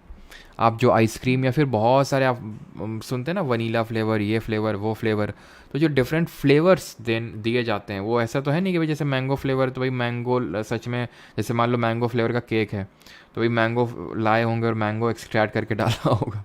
ठीक है, मैंगो उसमें 0% होगा, उसमें सब ईस्टर का खेल होता है वो। ठीक है, तो ईस्टर हमारे स्वीट स्मेलिंग कंपाउंड होते हैं, ये चीज़ ध्यान रखिएगा। ठीक है, चलिए, तो एरोमेटिक कंपाउंड्स पे आते हैं। तो एरोमेटिक जो कंपाउंड्स होते हैं, नाम में ये अरोमा, इनमें थोड़ी सी स्मेल होती है, मतलब फ्रेशनेस टाइप स्मेल आती है। बट हमें अब एक चीज़ मैं आपको बता दूं कि देखो, एरोमेटिक कंपाउंड्स की डेफिनेशन में अगर मैं गया तो वो हम 11th-12th वाले सेक्शन में पहुंच जाएंगे, जहाँ मैं जाना नहीं कि भाई एक प्लेनर रिंग सिस्टम होता है इस तरह से। जैसे बेंजीन हमारा सबसे सिंपल एरोमेटिक कंपाउंड है, इसमें आपके डी लोकलाइज्ड पाई इलेक्ट्रॉन होते हैं। सर ये पाई इलेक्ट्रॉन क्या होते हैं? तो जहाँ पे भी डबल या ट्रिपल बॉन्ड होते हैं वहाँ पे पाई इलेक्ट्रॉन होते हैं। जैसे कि ये डबल बॉन्ड है तो इसमें एक सिग्मा बॉन्ड होगा, एक पाई बॉन्ड होगा। ये ट्रिपल बॉन्ड है तो इसमें एक सिग्मा बॉन्ड होगा, दो पाई बॉन्ड होंगे। एक से अगर सिंगल बॉन्ड है तो एक सिग्मा बॉन्ड ही होगा। ठीक है, आपने पढ़ा होगा अपने क्लास में कि भाई सिग्मा बॉन्ड थोड़ा सा यूजुअली लंबा होता है, थोड़ा सा वीक होता है, पाई बॉन्ड छोटा होता है और स्ट्रांग होता है। तो इस तरह से आपने चीज़ें पढ़ी होंगी। तो इसमें क्या होता है कि जो पाई इलेक्ट्रॉन्स होते हैं वो डी लोकलाइज्ड फॉर्म में आपको देखने को मिलते हैं प्लेनर रिंग में। लेकिन इसलिए यहाँ पे मैंने टॉपिक नहीं रखा है। टॉपिक बस मैंने ये इसलिए रख रखा है बिकॉज इससे क्वेश्चन इस तरह से आता है कि किसने जो कि जिनका नाम है यूरिक हैकेल, इन्होंने बताया था कि किसी में भी कंपाउंड में आपको 4n+2 पाई इलेक्ट्रॉन्स देखने को मिलेंगे, वो होता है आपका एक एरोमेटिक कंपाउंड। तो इससे क्वेश्चन आया है, तो इसलिए मैंने आपको ये बताया। वैसे तो आपका 9th और आई थिंक 10th में ये आपको शायद एनसीईआरटी में देखने को मिलेगा चैप्टर, तो वहाँ पे इसके बारे में मेंशन नहीं है एरोमेटिक कंपाउंड्स के बारे में कि एरिक हैकेल वगैरह। लेकिन हाँ, क्योंकि क्वेश्चन पूछा गया है 2-3 बार, तो इसलिए मैंने इसको आपको बता दिया कि एरिक हैकेल ने बताया था कि अगर 4n+2 पाई इलेक्ट्रॉन्स होंगे दैट मीन्स कि वो एरोमेटिक कंपाउंड होगा। ठीक है, तो ये चीज़ ध्यान रखिएगा कि ये प्लेनर रिंग स्ट्रक्चर होता है, फुली प्लेनर होता है आपका, और इसमें ये हैकेल रूल को फॉलो करते हैं जो, और इसी को हैकेल रूल बोलते हैं। ठीक है, इसी को बोलते हैं हैकेल्स रूल। ठीक है, और डी लोकलाइज्ड पाई इलेक्ट्रॉन्स होते हैं। अभी आते हैं chemical properties of carbon compounds. Carbon जो हमारे यौगिक होते हैं उनकी केमिकल प्रॉपर्टीज़ क्या होती हैं? सर मैं बताया तो था, मेल्टिंग एंड बॉइलिंग पॉइंट का जो होता है इनका कम होता है। ठीक है, या जो क्योंकि कोवेलेंट बॉन्ड बनता है ना। चलिए, तो अभी आते हैं किस पे, अभी उसी चीज़ पे आने वाले हैं जो अभी आप में से कोई पूछ रहा था कि ये किस फ्लेम में बर्न करते हैं। तो केमिकल प्रॉपर्टीज़ में सबसे पहले कंबशन पे आते हैं। कंबशन का मतलब होता है जलना, ऑक्सीजन की प्रेजेंस में जलने को बोलते हैं कंबशन। सिंपल, जब भी कंबशन होता है कार्बन का, तो हमेशा आपका CO2 निकलता है और हीट और लाइट निकलती है। ठीक, हीट निकलती है। अभी जब हम कल वाला चैप्टर पढ़ेंगे डिफरेंट तरह की जो केमिकल रिएक्शंस होती हैं, तो इसको हम बोलते हैं ऊष्माक्षेपी अभिक्रिया, जिसको हम बोलते हैं एक्सोथर्मिक रिएक्शन बोलते हैं उसको। ठीक है, आप कोई भी ले लीजिए, जैसे फॉर एग्जांपल अगर मैं मेथेन को बर्न करता हूँ, CH4 को यहाँ पे बर्न करता हूँ, तो यहाँ पे क्या रिएक्शन मिलेगी? तो CO2 मिलेगा, H2O मिलेगा, plus again heat and light देखने को मिलेगी। That mean again an exothermic reaction. ये एक जनरल रिएक्शन है। अब यहाँ पे हम पढ़ने वाले हैं, इसको मैं हटा दूँ। ठीक है, बस ये ध्यान रखना। ये तो चलो यहाँ पे मैं लिख देता हूँ। अब मैंने क्यों हटाया? क्योंकि मुझे आपको यहाँ पे एक बहुत ही इंपॉर्टेंट कॉन्सेप्ट समझाना है, एंड दैट इज़ कि जब हम सैचुरेटेड कंपाउंड का कंबशन करते हैं तो क्या मिलता है? संतृप्त यौगिकों का। और अनसंतृप्त यौगिकों का कंबशन करवाते हैं तो क्या मिलता है? जो सैचुरेटेड हाइड्रोकार्बन होते हैं, चाहे अनसैचुरेटेड होते हों, वो एक फ्लेम से बर्न करते हैं। फ्लेम क्या होती है? फ्लेम क्या चीज़ होती है? तो फ्लेम आपने जैसे मोमबत्ती देखी हुई कैंडल में, और मोमबत्ती में आपने इस तरह से बनाया होगा पक्का, ये तो हो ही नहीं सकता तुमने स्कूल में ड्राइंग ना बनाई हो, पक्का सबने बनाई है ना। ये जो इस तरह से जो बनाते थे ना, तो एकदम लहर मार के, ये होती है फ्लेम। कोयले को जलाने में भी लहर इस तरह से आती, कभी तुमने कोयला देखा, कोयला जलते हुए, कोयले में भी इस तरह से ऐसे धुआं, ऐसा ऐसा लहर मारती फ्लेम निकलती है क्या? Answer is no. क्यों? फ्लेम उसी में निकलती है जहाँ पे कोई हम वोलेटाइल कंपाउंड को बर्न करेंगे। जो हमारे वोलेटाइल कंपाउंड होते हैं, जो कि आपका एक तरह से बोल सकते हैं गैस इवॉल्व करते हैं, जो गैसियस सब्सटेंसेस होते हैं वही आपका फ्लेम में बर्न करते हैं। तो ये हमारे सैचुरेटेड हो चाहे अनसैचुरेटेड हाइड्रोकार्बन हो, ये गैसियस होते हैं, तो इसलिए फ्लेम प्रोड्यूस करते हैं। सैचुरेटेड वाला जो है ये क्लियर ब्लू फ्लेम प्रोड्यूस करता है। ठीक है, चलो ब्लू से ही लिख देते हैं, थोड़ा अच्छा लगेगा सैचुरेटेड हाइड्रोकार्बन वालों को। क्लियर ब्लू फ्लेम में बर्न होते हैं। ठीक है, क्लियर ब्लू फ्लेम में। वहीं अनसैचुरेटेड वालों की बात करें, ये येलो सूटी फ्लेम में बर्न होते हैं। कैसे? येलो सूटी फ्लेम में बर्न होते हैं, यानी कि क्लियर फ्लेम हमें नहीं देखने को मिलती है, थोड़ी सी सूटी फ्लेम देखने को मिलती है। अब अगर सैचुरेटेड हाइड्रोकार्बन को का भी अगर हम इनकम्प्लीट कंबशन करवा दें, येलो सूटी फ्लेम में ही बर्न होगा वो भी। जैसे घर में एलपीजी सिलेंडर होते हैं, अभी बताया उसमें जो प्रमुख गैस होती है ब्यूटेन होती तो प्रोपेन वगैरह भी है, लेकिन मेनली ब्यूटेन होती है। एल्केन है, ब्यूटेन है मतलब एल्केन है, और एल्केन है मतलब सैचुरेटेड है, मतलब एक क्लियर ब्लू फ्लेम में बर्न होना चाहिए। बिल्कुल, अगर घर का गैस चूल्हा देखो तो ब्लू फ्लेम में बर्न होता है वो आपका, देखा होगा ना ब्लू फ्लेम। लेकिन अगर वो आपका जो चूल्हा होता है अगर उसमें जो छेद होते हैं, अगर उसकी क्लॉगिंग हो जाए, क्लॉगिंग इन द सेंस वो कि उसमें कुछ ऐसा कुछ जमा हो जाए, है ना, उसको टाइम पे इसलिए साफ़ करते रहना पड़ता है। तो अगर मान लो कुछ जमा हो गया तो होगा क्या, फ्यूल में उससे क्या है ना कि ऑक्सीजन जा नहीं पाएगी। ऑक्सीजन जा नहीं पाएगी तो वो जो आपका फ्यूल है वो वेस्ट होगा, उसका कंप्लीट कंबशन नहीं होगा, तो फ्यूल वेस्ट होगा। और ये तुम्हें कैसे पता चलेगा? जो भी तुम्हारा पैन वगैरह जिसमें तुम खाना बनाओ, तो उसमें नीचे देखो बहुत ही सूटी, मतलब वो काला कलर का वो लग जाता है, काला काला टाइप का वो लग जाता है, जिसकी वजह से आपको ये अंदाज़ा लग जाना चाहिए कि भाई कंप्लीट कंबशन नहीं हो रहा है, दैट मीन की क्लॉगिंग हो चुकी है, छेदों की साफ़ करने का समय आ चुका है। क्यों? क्योंकि यहाँ पर इनकम्प्लीट कंबशन हो रहा है सैचुरेटेड हाइड्रोकार्बन्स का, इसलिए। ठीक है, यहाँ तक किसी को कोई डाउट तो नहीं है? यहाँ तक हो तो पूछ सकता है। ठीक है, चलो आगे बढ़ते हैं। ऑक्सीडेशन, और एक चीज़ एंड दैट इज़ कि जैसे आपने कोल हो गया, हमारे पेट्रोलियम हो गए, जब ज्योग्राफी मैंने पढ़ाया था मिनरल वाला चैप्टर, तो मैंने आपको बताया था कि किस तरह से ये किससे डिराइव होते हैं। ये फॉसिल फ्यूल से डिराइव होते हैं। फॉसिल फ्यूल क्या होते हैं? जीवाश्म होते हैं। जो बायोमास होता है, जैसे कि हम या फिर पेड़ पौधे, ये सब जब डेथ हो जाता है, जैसे फॉर एग्जांपल पेड़ पौधे डेथ हो गई, तो ये क्या है कि पूरा बायोमास अंडर कवर चला जाएगा, सॉइल में दब जाएगा, बहुत डीप जाएगा। तो वहीं से ही क्या होता है, बैक्टीरिया अपना काम करते हैं और इसको कोल, पेट्रोलियम, नेचुरल गैस और ये नेचुरल जो ऑयल होता है, क्रूड ऑयल जिसको कच्चा तेल बोलते हैं, उसमें इसका कन्वर्जन करते हैं। ये चीज़ पता होना चाहिए। तो ये जो कोल और पेट्रोलियम होते हैं, ये एक तरह से बने हैं किससे? कार्बन से ही। लेकिन इनमें कार्बन के अलावा नाइट्रोजन और सल्फ़र भी रहती है। तभी तो जब हम इनको पेट्रोल का जब हम कंबशन करवाते हैं भाई, जब ये पेट्रोल का क्या होता है, गाड़ियों में इसको डालते हैं, ठीक है, गाड़ियों में इसको डालते हैं तो क्या होता है, ये आपके नाइट का जो कंबशन होता है उसमें, और नाइट्रोजन और सल्फ़र निकलता है। और अगर इनकम्प्लीट कंबशन हो गया तो भाई कार्बन मोनोऑक्साइड जैसे जहरीली गैस भी निकलती हैं। तो नाइट्रोजन और जो सल्फ़र निकलती हैं, इसके क्या मिलते हैं, इसके ऑक्साइड्स निकलते हैं, जिनको हम नॉक्स और सॉक्स बोलते हैं। पिछले ही लेक्चर में तो मैंने आपको बताया था एसिड, बेसिन एंड सॉल्ट में, ये जो नॉक्स और सॉक्स हैं, इसी से तो एसिड रेन होती है। जब बारिश होती है और नॉक्स और सॉक्स मिल जाते हैं, नाइट्रोजन के ऑक्साइड और सल्फर के ऑक्साइड्स, तभी आपकी एसिड रेन होती है। और पीएच वैल्यू कितने से कम चला जाता है तो हम उस रेन को एसिड रेन बोलते हैं, ज़रा बताएंगे आप कमेंट में। ठीक है, तो किस तरह से फॉसिल फ्यूल जो होते हैं, ठीक है। और ज़रा मुझे बताइए, कल करंट अफेयर्स जो हमने देखे थे अप्रैल में, आखिरी करंट अफेयर मैंने बताया था, किसका फॉसिल फ्यूल मिला है गुजरात में सबसे लंबा? क्या याद आ रहा है? वी से नाम उसका स्टार्ट होता है, बताओ जल्दी से। तो ये क्या होता है फॉसिल फ्यूल का? वहाँ पे मैंने स्टडी बताया था, उस स्टडी को क्या बोलते हैं जल्दी से बताइए। तो उसका नाम क्या था? वो है हमारा सबसे लॉन्गेस्ट स्नेक, जिसका फॉसिल मिला है वासुकी इंडिकस। ठीक है, जो कंसिडर किया जा रहा है कि सबसे लंबा सांप हो सकता है, 11.5 मीटर तकरीबन लंबा, और पिलेंटोलॉजी इसके अध्ययन को बोलते हैं। तो फॉसिल मिले, तो यही फॉसिल जो है कोल, पेट्रोलियम, नेचुरल गैस और सब के रूप में हमें देखने को मिलते हैं जब बैक्टीरिया इन पे क्या करते हैं, अपना एक्शन लेते हैं तब। अगली रिएक्शन देते हैं देखते हैं दैट इज ऑक्सीकरण की, दैट इज ऑक्सीडेशन की रिएक्शन।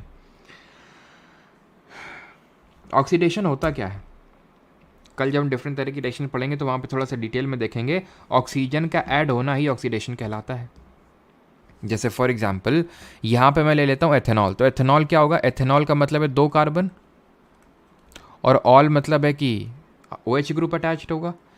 इसका अगर हम क्या करवा देते हैं, oxidation in the presence of alkaline KMnO4, जिसको हम पोटेशियम पर मैंगनेट बोलते हैं, या फिर हम K2Cr2O7 जिसको हम पोटेशियम डाइक्रोमेट बोलते हैं, ठीक है, जिसको हम एसिडिफाइड K2Cr2O7 ले लें, फिर एल्कलाइन KMnO4 ले लें, तो इसकी प्रेजेंस में अगर हम क्या करवा दें, अगर इसकी प्रेजेंस में रिएक्शन करवाएं, तो क्योंकि ये पावरफुल ऑक्सीडाइजिंग नेचर के हैं, यानी कि ऑक्सीजन देने की क्षमता रखते हैं, यानी कि जहाँ भी जिसके साथ भी रिएक्शन करते हैं उसको ऑक्सीजन फेंक के मुंह में उसके मार देते हैं।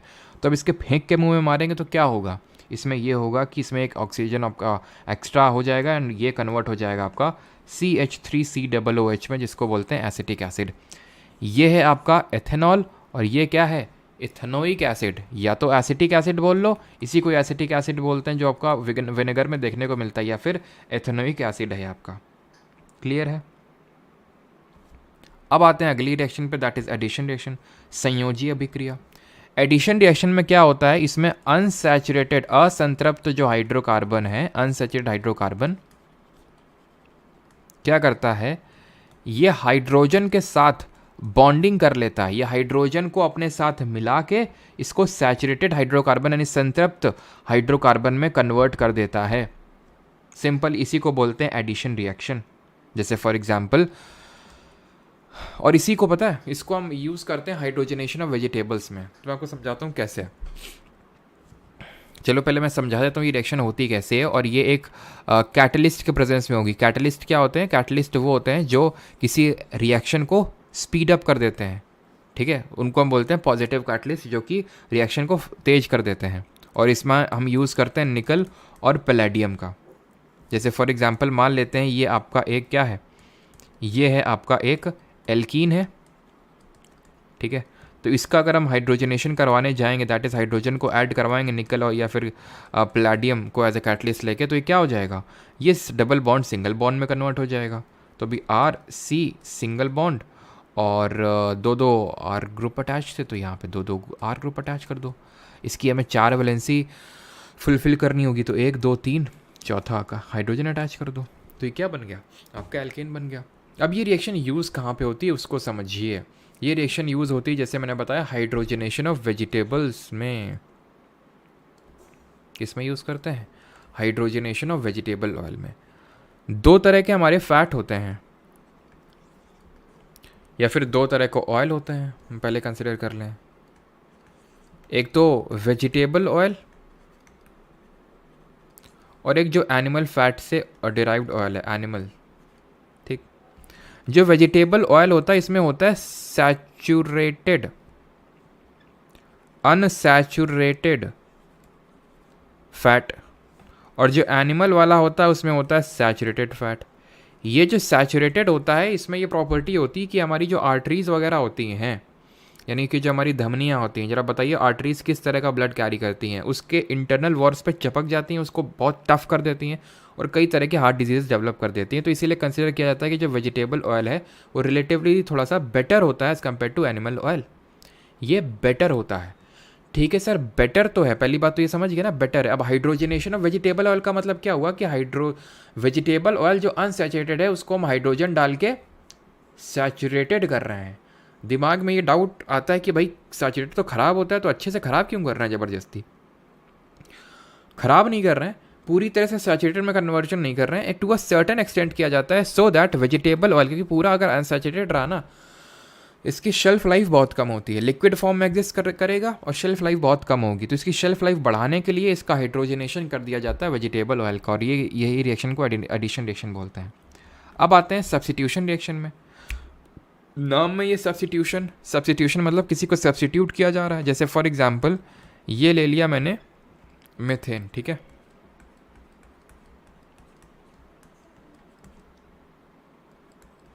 ठीक है, ये मैंने ले लिया मीथेन। मैं रिएक्शन करवा दूँ यहाँ पे क्लोरीन के साथ, इसकी क्लोरीन के साथ रिएक्शन करवा दूँ, क्या होगा यहाँ पे? ये 2 क्लोरीन है ना, इसको मैं इस तरह से लिखता हूँ सो दैट आपको बेटर तरीके से समझ में आए ये सब्स्टिट्यूशन रिएक्शन किस तरह से चलती है। ये क्लोरीन और ये क्लोरीन, क्या होगा? ये HCl निकल जाएगा एक तरह से, बचेगा क्या? बचेगा CH3Cl, ठीक है। ऐसे ही अगर इस रिएक्शन को कंटिन्यू करवाते रहेंगे, फिर से सब्स्टिट्यूशन करवाएंगे, क्या बचेगा? फिर से सब्स्टिट्यूशन करवाएंगे क्लोरीन से, क्या बचेगा? ये बन गया क्लोरोफॉर्म, ट्राईक्लोरोमेथेन हो गया ना, ट्राईक्लोरो। अब ट्राई क्यों? क्योंकि 3 है। क्लोरो प्रीफिक्स के तौर पे यूज़ कर रहे हैं, क्योंकि बताया था हेलो जो होता है फंक्शनल ग्रुप, उसको प्रीफिक्स के तौर पे यूज़ करते हैं। तो ये हो गया आपका क्लोरोमेथेन, ख़त्म बात। क्या है? क्लोरोमेथेन। इसका कॉमन नेम है क्लोरोफॉर्म, जिसको एज अ एनेस्थेटिक यूज़ किया जाता है ना, बेहोश करने के लिए यूज़ किया जाता है ना। एक मूवी थी, वो कौन सी, भाग भागम भाग करके ऐसे कोई मूवी आई थी ना, उसमें यूज़ किया जाता है क्लोरोफॉर्म का। अभी आते हैं कार्बन के कुछ यौगिक यानी उसके कंपाउंड और उसकी कुछ प्रॉपर्टीज़। यहाँ तक किसी कोई डाउट तो नहीं है?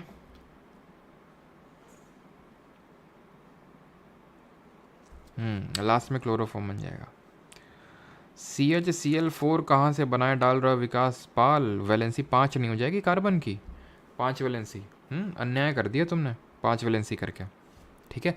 अभी आते हैं एथेनॉल के गुण देखते हैं, एथेनॉल की प्रॉपर्टीज़ देखते हैं कि एथेनॉल पहली बात तो होता क्या है। इसी को ही हम इथाइल अल्कोहल के नाम से जानते हैं, इसी को ही हम इथाइल अल्कोहल के नाम से जानते हैं। इथ है दैट मीन 2 कार्बन, इथ है मतलब 2 कार्बन, CH3CH2। ऑल है मतलब फंक्शनल ग्रुप, ये आपका OH होगा, ठीक है। अब इसकी प्रॉपर्टीज़ हमें देखना है कि क्या क्या प्रॉपर्टीज़ देखने को मिलती है। सबसे पहली प्रॉपर्टी, और मैं आपको एक चीज़ बता दूं कि यही आपका एथेनॉल ही होता है, यही अल्कोहल होता है जिसको कि कंज्यूम किया जाता है। मेथनॉल भी एक हमारा अल्कोहल ही हुआ, लेकिन इसको कंज्यूम नहीं किया जा सकता। यहाँ तक कि एथेनॉल भी है ना, अपने प्योर फॉर्म में कंज्यूम नहीं किया जा सकता। कुछ लोग बोलेंगे हाँ सर पानी डालना होता है थोड़ा सा। बेटा एक्सपीरियंसेस शेयर करने को नहीं बोला मैंने तुम्हें अपना, ठीक है। ये पानी से लेना देना नहीं है। अभी कुछ लोग बोलेंगे नहीं सर, इसको हम सब्स्टिट्यूट कर लेते हैं। हाँ मुझे सर हमें भी पता है ज़्यादा चढ़ जाती है, इसके लिए थोड़ा सा क्या है कि ऊपर से कुछ आलू भुजिया वगैरह ले लेनी होती है, तो वो सारी चीज़ें नहीं। एक्चुअल में अगर प्योर फॉर्म में यूज़ कर लेते हैं तो डेंजरस हो सकती है एथेनॉल, ठीक है, फेटल हो सकती है, जान तक जा सकती है। हम एथेनॉल ही कंज्यूम करते भाई। मेथनॉल तो तुम प्योर क्या कुछ मिलावट के साथ भी कर लोगे ना तो भी चले जाओगे। क्यों? क्योंकि मेथनॉल जो होता है ये हमारी आर्टरीज में एकदम जैसे नहीं कोगुलेशन, जो सेल में पढ़ाया जो मैंने पढ़ाया था प्रोटोप्लाज्म, उस प्रोटोप्लाज्म को जो सेल के न्यूक्लियस में भरा होता है उसको एकदम क्लॉग कर देता है। जैसे अंडा होता है ना, अंडे को बॉयल करो तो अंडे का जो पूरा अंदर का लिक्विड होता है एकदम क्लॉग हो जाता है, वो कोगुलेशन हो जाता है, एकदम थक्का एकदम सॉलिड हो जाता है। बस वैसे ही हो जाता है, एकदम डेथ हो जाती है तुरंत, या तो एकदम पूरा ब्रेन की सेल्स काम करना बंद कर देंगी, ठीक है, या तो विजन लॉस हो जाएगा। एथेनॉल में क्या होता है कि बाकी कुछ ऐसी चीज़ें नॉन पॉइजनस चीज़ों की मिक्सिंग कर देते हैं इसको थोड़ा सा डाइल्यूशन करने के लिए, ठीक है। तो इसी को ही मतलब कंज्यूम किया जाता है यूजुअली। और कभी अगर आपसे पूछ ले कि ये डीनेचर्ड अल्कोहल क्या होता है, ठीक है, तब इस को फिर बाद में रिएक्शन पे आते हैं भाई ये चल क्यों नहीं रहा है। मैंने एक चीज़ ऑब्जर्व की कि इसको अगर सुबह से खोल के रखो ना, मतलब लैपटॉप को, तो ये फिर चलना बंद हो जाता है, मतलब अजीब तरीके से बिहेव करता है। डीनेचर्ड अल्कोहल क्या होता है? तो होता ये है कि एथेनॉल की बहुत सारी कॉमर्शियल इसके यूजेज़ हैं, बहुत यूज़ होता है एथेनॉल का कॉमर्शियली, बहुत जगह यूज़ होता है इसका। अगर हम बात करें एथेनॉल का, यहाँ तक कि एथेनॉल ब्लेंडिंग प्रोग्राम भी गवर्नमेंट ऑफ इंडिया ने चला रखा है कि भाई हमें सर्टेन अमाउंट ऑफ एथेनॉल को पेट्रोल और डीजल में ब्लेंड करके गाड़ियों में डालना है। इससे एक तो ये है कि ये क्लीन फ्यूल होता है, क्लीन फ्यूल है यानी कि हमें नाइट्रोजन और वो, क्योंकि पेट्रोल और डीजल मैंने आपको बताया था नाइट्रोजन और सल्फर भी देखने को मिलता है, तो नॉक्स और सॉक्स निकलते हैं उससे। एसिड रेन, और एसिड रेन मैंने पूछा था आंसर क्या होगा उसका 5.6 से अगर पीएच वैल्यू कम है तो एसिड रेन कहलाएगी। इसमें वो नहीं है, नॉक्स और सॉक्स नहीं मिलेंगे, पहली बात। दूसरी यानी कि थोड़ा सा क्लीनर फ्यूल है। दूसरी बात, हमारी जो इम्पोर्ट डिपेंडेंसी है, बिकॉज कच्चा तेल हम इम्पोर्ट करते हैं कि नहीं, इराक जैसे देशों से, यहाँ से हम क्या करते हैं, यहाँ से इम्पोर्ट करते हैं, यूएई हो गया, इन सब से हम इम्पोर्ट करते हैं किसको, क्रूड ऑयल को, तो उससे हमारा उन पे डिपेंडेंसी, क्योंकि काफ़ी वॉलेटाइल होता है। अब मान लो युद्ध हो गया या फिर उस देश से हमारी दुश्मनी हो गई तो वो देगा नहीं तेल हमें, कच्चा तेल। ठीक है, दुश्मनी नहीं भी हुई तो मान लो प्राइसेस बढ़ा दिए तो लेने ही पड़ेंगे, क्योंकि डिपेंडेंट है ना उस पर पूरी तरह से। तो इसलिए जो है उस पर, और हमारा बैलेंस ऑफ पेमेंट, क्योंकि हमने इकोनॉमिक्स वाला कॉन्सेप्ट भी अटैच कर सकते हैं यहाँ पे, क्योंकि उस चीज़ को हम इंपोर्ट करते हैं, तो इंपोर्ट करते हैं तो फॉरेक्स लगता होगा, तो हमारा बैलेंस ऑफ, हमें ट्रेड डेफिसिट भी देखने को मिलता, भाई हमारा ट्रेड डेफिसिट भी कम होगा, है ना। तो जब आप यूपीएससी में आंसर लिखते हैं मेंस में, तो इसी तरह से आपको मल्टीपल एंगल में मल्टी डायमेंशनली सोचना होता है। खैर, यहाँ पे हम अपने डी नेचर्ड अल्कोहल पे आते हैं। तो मैं बताना ये चाह रहा हूँ कि जो कमर्शियल अल्कोहल होता है, कमर्शियल जो अल्कोहल होता है, तो भाई वो कमर्शियल तौर से यूज़ होना चाहिए। लोग उसको पीने के लिए, मतलब अब जैसे मान लो कि कोई फैक्ट्री में काम कर रहा है जिसमें एथेनॉल को कमर्शियली यूज़ किया जा रहा है, क्या करेगा, बोतल में भर लेगा, कुछ एक पीपा लाएगा, उसमें भर के ले भाई बेच रहा है अपना। करते हैं लोग भाई, करते हैं, कहाँ नहीं करते हैं। ठीक है, आप कहीं भी इंडस्ट्री में चले जाइए, कुछ ना कुछ तो लोग ऑफिसर मिल जाते हैं सर, बड़े बड़े इस तरह से ऑफिसर होंगे, वो बड़े बड़े ऑफिसर ही मिले होते हैं। जैसे कि पापा बताते थे कि सीएसएफ में एक यूनिट में थे, वो ऑफिसर ही भाई साहब क्या करता था, लकड़ी जो वहाँ से, क्योंकि अब जैसे सीएपीएफ में क्या है, जैसे सीएसएफ वगैरह में क्या है, तो बाकी ज़्यादा तो मतलब सिविल में तो उतना ज़्यादा पावर है नहीं, तो क्या ना कि यूनिट के अंदर ही ये लोग ज़्यादा पावर दिखाते हैं जो ऑफिसर्स वगैरह होते हैं यहाँ पे सीएफए में। सब तो नहीं, लेकिन हाँ ज़्यादातर क्या होता है, क्योंकि भाई सिविलियन के आप सामने आप जाओगे, जैसे कि मान लो पुलिस में आप जाओ तो सिविल में आपकी इज्जत होगी अगर आप, क्योंकि स्टार वगैरह लगे हैं तो इज्जत होती है, नो डाउट। ठीक है, चाहे आप दरोगा हो चाहे आईपीएस इज्जत तो होगी आपकी, या फिर कांस्टेबल हो चाहे किसी भी लेवल पे हो। लेकिन यहाँ पे क्या, सीएपीएफ वगैरह में, जैसे सीआरपीएफ, सीएसएफ, बीएसएफ, यहाँ पे आपकी वहीं तक इज्जत है आपकी यूनिट तक ही। ठीक है, अगर आप ऑफिसर हैं तो नीचे लेवल वालों की तो इज्जत कौन करेगा, उसके नीचे भी तो कोई होना चाहिए ना। ठीक है, तो ऑफिसर वो भाई साहब क्या करते थे, वो लकड़ी निकालते थे, लकड़ी निकाल निकाल के बिचवाते थे। तो ये भी होता है, तो कहाँ नहीं होता। तो भाई इस चीज़ को रोकने के लिए उस अल्कोहल में कुछ हम जैसे डाई वगैरह मिक्स कर देते हैं। ठीक है, सो दैट, या फिर इस तरह से कोई पॉइजनस सब्सटेंस मिला देते हैं, सो दैट इसको यूज़ ना किया जा सके ड्रिंकिंग पर्पज़ के लिए। इसको डीनेचर्ड अल्कोहल बोलते हैं। अब इसकी मैं प्रॉपर्टीज़ आपको समझा रहा था। तो जैसे यहाँ पे हम सोडियम की अगर रिएक्शन करवा दें, इसको मैं हटा देता हूँ यहाँ से, यहाँ पे अगर हम सोडियम की रिएक्शन करवा दें, ठीक है, एथेनॉल से, ठीक है, सॉरी सोडियम की रिएक्शन, हाँ, एथेनॉल से करवा दें, तो हमें एक तो सोडियम एथॉक्साइड मिल जाएगा यहाँ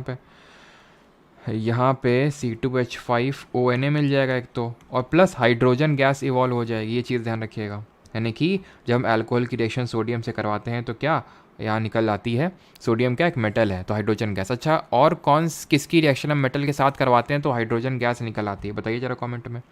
और यही एथेनॉल जो है आपका, दैट इज़ C2H5OH जो है आपका, इसको अगर हम हीट कर दें कितने टेम्परेचर पे, रफली 443 केल्विन में, कंसनट्रेटेड H2SO4 की, यानी कंसनट्रेटेड सल्फ्यूरिक एसिड। जरा बताओ किस प्लैनेट में H2SO4 के थिक क्लाउड्स, एकदम बड़े बड़े मोटे मोटे घने घने बादल देखने को मिलते हैं। तो ये आपका बन जाएगा क्या, C2H2। C2H2 का मतलब है एल्कीन बन जाएगा और पानी निकल जाएगा। ठीक है, पानी काफ़ी निकलता है केमिकल रिएक्शंस में, है ना। तो मेटल की रिएक्शन जब हम एसिड के साथ करवाते हैं तब हमें मिलता है सॉल्ट, है ना, एंड हाइड्रोजन। इसी को तो बोलते हैं मैश। ठीक है, मैश। क्लियर है इतनी चीज़ यहाँ तक कि एथेनॉल की रिएक्शन अगर हम उसको हीट कर देंगे H2SO4 के प्रेजेंस में तो क्या होगा, एल्कीन बन जाएगी। वो ऑफिसर अगला अडानी बनेगा। अगला अडानी क्या ही बनेगा यार, है ना। अगला अडानी ये है कि मेन होता ये है ना कि जब आदमी की अंदर से होता है पैसे की क्रेविंग, करने लगता है वो गवर्नमेंट जॉब, कैरेक्टर है ढीला, ठीक है, वैल्यू ट्रेड सिस्टम घर में ढंग से सिखाया नहीं गया बचपन से, घर में वही चोरी वही सीखी है, तो फिर ऐसे लोग जो हैं गवर्नमेंट सरकार के लिए, देश के लिए एकदम दिमाग का काम करते हैं। खैर, रिएक्शन ऑफ एथेनॉल अभी देखते हैं, रिएक्शन विद सोडियम। अच्छा देख लिया, अच्छा रिएक्शन ऑफ सोडियम यहाँ पे देखना था, गुण धर्म पहले वहाँ लिखने थे, सोडियम चलो वहाँ पे रिएक्शन देख लिया, और अनसैचुरेटेड, ठीक है, ये वाली रिएक्शन भी देख ली हमने किस तरह से अनसैचुरेटेड हाइड्रोकार्बन मिलता है, देख लिया ना हमने। ठीक है, ये अनसैचुरेटेड हाइड्रोकार्बन तो है, ठीक है, CH2, रुको रुको यार, ये मैंने क्या लिख दिया, ये तो एल्काइन बना दिया गलती से मैंने। ठीक है, CH2 डबल बॉन्ड CH2, ये बनता है आपका C2H4, ना कि C2H2, वो एसिटिलीन हो जाएगा C2H2। तो अब आते हैं अपने आखिरी compound and that is ethanoic acid. Ethanoic acid, ethane मतलब दो कार्बन होंगे CH3COOH, इसको बोलते हैं एथेनोइक एसिड या फिर acetic acid, commonly acetic acid बोलते हैं। और मैंने बताया था कि इस एसिटिक एसिड को हम कहाँ यूज़ करते हैं, विनेगर। मैंने आपको ये भी बताया था विनेगर में आपका कितना एसिटिक एसिड होता है, 5 to 8% ऑफ एसिटिक एसिड होता है विनेगर में। एंड इसी वजह से विनेगर को जो है हम यूज़ करते हैं एज अ प्रिजर्वेटिव। अचार वगैरह में जो पिकल्स वगैरह होते हैं, भाई अचार वगैरह खाया करो, ठीक है, प्रिजर्वेटिव एंड पिकल्स। कुछ लोग मैं देखता हूँ बोलते हैं चटोरे हुए हैं, अरे तो क्या हुआ भाई, पिकल से डाइजेस्टिव सिस्टम काफ़ी अच्छा रहता है, ठीक है, तो कोई दिक्कत नहीं खाने में, बस ये है कि थोड़ा सॉल्ट लेवल कम होना चाहिए। तो प्रिजर्वेटिव ऐसा यूज़ किया जाता है इनको पिकल्स में। अच्छा, सॉल्ट क्यों यूज़ करते, कोई बताएगा पिकल में सॉल्ट क्यों यूज़ करते हैं, अगर कोई बता सके, ठीक है। एंड इसको जो है हम इसको ग्लेशियल एसिटिक एसिड के नाम से भी जानते हैं। जो एसिटिक एसिड है, मैंने बताया थेनोइक एसिड को हम एसिटिक एसिड बोलते हैं, तो इसको हम ग्लेशियल एसिटिक एसिड के नाम से जानते हैं बिकॉज इसका जो मेल्टिंग पॉइंट जो होता है वो काफ़ी कम होता है, जो एसिटिक एसिड होता है, ग्लेशियल एसिटिक एसिड, ठीक है। रफली इसका 290 केल्विन होता है। इसको ज़रा डिग्री सेल्सियस में कन्वर्ट करके बताओ कितना आएगा डिग्री सेल्सियस में, क्योंकि ये एकदम विंटर्स के टाइम में फ्रीज़ हो जाता है ना, जब सर्दियाँ आती है तो एकदम फ्रीज़ हो जाता है ये, तो इसलिए इसको ग्लेशियल एसिटिक एसिड बोलते हैं। और डिग्री सेल्सियस में कन्वर्ट करने के लिए 273 से आप घटा देंगे, और इसलिए हम यूज़ करते हैं बिकॉज, देखते हैं भाई कितने लोगों ने सही आंसर दिया यहाँ पे।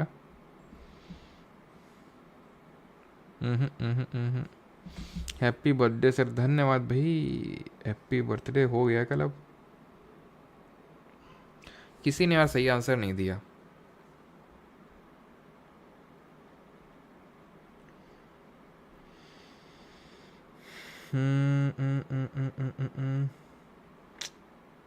ना ना ना ना, अब सुनो ध्यान से, ये जो बैक्टीरिया होते हैं ना, तो उनकी ग्रोथ को रोकने के लिए उसको यूज़ किया जाता है, किसको, सॉल्ट को।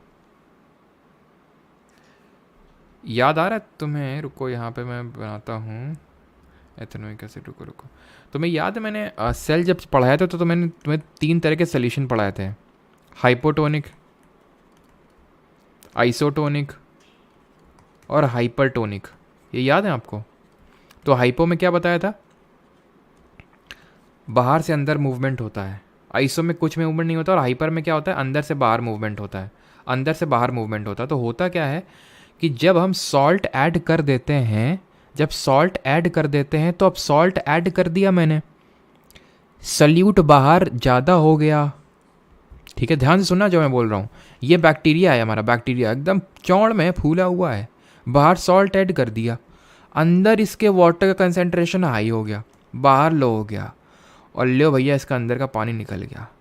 बेचारा फिर बोलेगा चीटिंग करता है तू मेरे साथ, चीटिंग करता है, ठीक है, क्यों, क्योंकि इसकी कोई गलती नहीं थी, हमने किया क्या, वो सॉल्ट ऐड किया, बाहर का कंसेंट्रेशन लो हो गया। अब क्योंकि हाई से लो में मूवमेंट होता है, ये बेचारा श्रिंक कर जाएगा, मर जाएगा। ये कौन, बैक्टीरिया। तो बैक्टीरिया ग्रोथ को रोकने के लिए किया जाता है, ठीक है। अच्छा, एथेनॉल का यूज़ और भी कहीं किया जाता है, किसी को पता है एथेनॉल का, हाँ, किसी को पता है, या फिर एथेनॉल कैसे बनाया जाता है। एथेनॉल का ब्लेंडिंग तो हमने देख लिया, फर्मेंटेशन किसी ने सुना है प्रोसेस, फर्मेंटेशन मैंने आपको बताया था, एनएरोबिक रेस्पिरेशन के टाइम पे मैंने आपको बताया था कि किस तरह से आपको पता होना चाहिए। जो शुगर केन जूस होता है ना, जो शुगर केन जूस होता है, जब ये बनता है ना, तो जब इससे हम चीनी वगैरह बनाते हैं, तो एक काले कलर का गाढ़ा, दैट इज़ विस्कस, हमें फ्लूइड देखने को मिलता है काले कलर का, उसको बोलते हैं मोलासेस। ये मोलासेस जो होता है, इसको हम फर्मेंट करवाते हैं, फर्मेंट मतलब एक तरह से एनारोबिक रेस्पिरेशन करवाते हैं, ठीक है, अवायुवी श्वसन एक तरह से जिसको हम बोलते हैं, और यहीं से आपका बनता है क्या, एथेनॉल। खैर हम आगे बढ़ते हैं, हम एसिटिक एसिड पे थे, अब इसकी ईस्टरिफिकेशन रिएक्शन देखते हैं। ईस्टरिफिकेशन रिएक्शन का मतलब होता है जहाँ पे एथेनोइक एसिड का यूज़ करते हैं ईस्टर बनाने के लिए। ईस्टर क्या होता है, COOR ये ग्रुप होता है, उसको ईस्टर बोलते हैं। कैसे बनता है, जब हम एसिड की रिएक्शन अल्कोहल से करवा देते हैं, मान लो मैंने अल्कोहल ले लिया C2H5OH, क्या होगा, पानी निकल जाएगा, सीधे पानी निकाल दिया करो, बहुत पानी निकाला है हमने, मतलब केमिकल रिएक्शंस में क्लास 11th और 12th में पढ़ा होगा भाई सब लोगों ने, भाई इससे ये बना दो, इससे वो बना दो, टेनॉल का टॉलवीन दे दिया, टॉलिन से फिनॉल बना दो, कुछ भी बहुत बहुत हमने सारी चीज़ें की हैं, बहुत पानी निकाला है केमिकल रिएक्शंस में, ठीक है। तो यहाँ पे क्या आंसर होगा, CH3COO C2H5। तो ये आपका क्या बन गया, ये आपका बन गया COOR या फिर RCOOR। इसी को बोलते हैं क्या, ईस्टर। सर ईथर क्या होता है, ईथर होता है ये ROR। और जो ईस्टर होते हैं मैं आपको बता चुका हूँ, they are sweet smelling compounds. ये हमारे स्वीट स्मेलिंग कंपाउंड होते हैं। अब ये जो ईस्टर बना है आपका, ठीक है, ये जो ईस्टर बना है,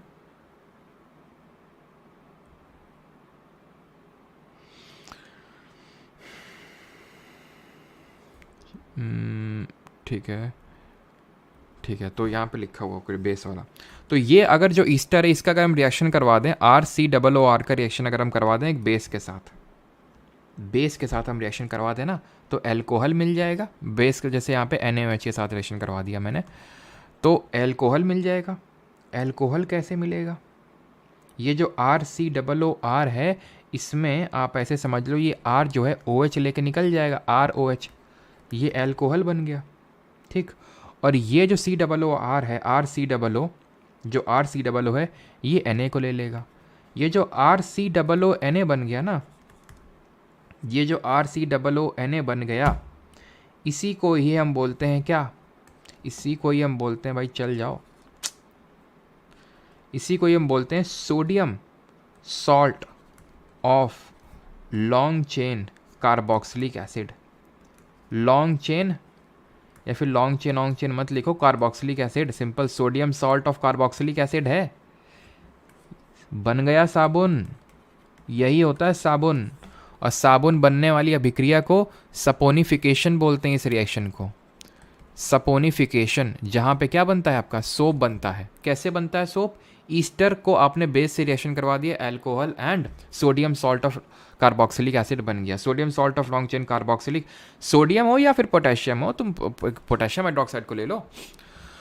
तो अच्छा ये बताओ, उन बेसिस को क्या बोलते हैं जो वाटर में डिजॉल्व हो जाते हैं। तो सोडियम और potassium salt of long chain carboxylic acid को हम क्या बोलते हैं, साबुन बोलते हैं। क्लियर इतनी चीज़। साबुन और डिटर्जेंट के बारे में भी थोड़ी सी और चीज़ें देखेंगे। और अगर हम मेटल कार्बोनेट के साथ रिएक्शन करवा दें तो ये उतनी इंपॉर्टेंट है नहीं, इसको आप स्किप कर सकते हो, ठीक है, उतना इंपॉर्टेंट है नहीं, ठीक है। वैसे तो चलो अब आया है तो बता देता हूँ, ठीक है। जैसे फॉर एग्जांपल मान लो कि यहाँ पे आपका बस इतना ध्यान रखना है, ये CO2 गैस इवॉल्व करता है, CO2 गैस को इवॉल्व कर देगा। जैसे फॉर एग्जांपल ले लेते हैं RCOOH, मैं जनरल रिएक्शन लिख लेता हूँ, ठीक है। मान लेते हैं सोडियम कार्बोनेट ले लिया, पता क्या बन जाएगा, ये बन जाएगा आपका RCOONA, पानी निकलेगा, और CO2 is the gas that turns what, lime water milky, है ना। चलो तो आगे बढ़ते हैं। और CO2 और कहाँ पे देखने को मिल रही थी, किसकी रिएक्शन, हम जब मेटल कार्बोनेट या बाई कार्बोनेट के साथ करवा रहे थे तो CO2 निकल रही थी, ज़रा बताइए। सोप और डिटर्जेंट समझ लेते हैं। सोप समझ गए आप, सोप समझ गए, सोप क्या होते हैं, सोडियम और potassium salt of long chain carboxylic acid. ऐसे ही डिटर्जेंट होते हैं सोडियम और potassium salt of long chain sulphonic acid. किसके, सल्फोनिक एसिड के।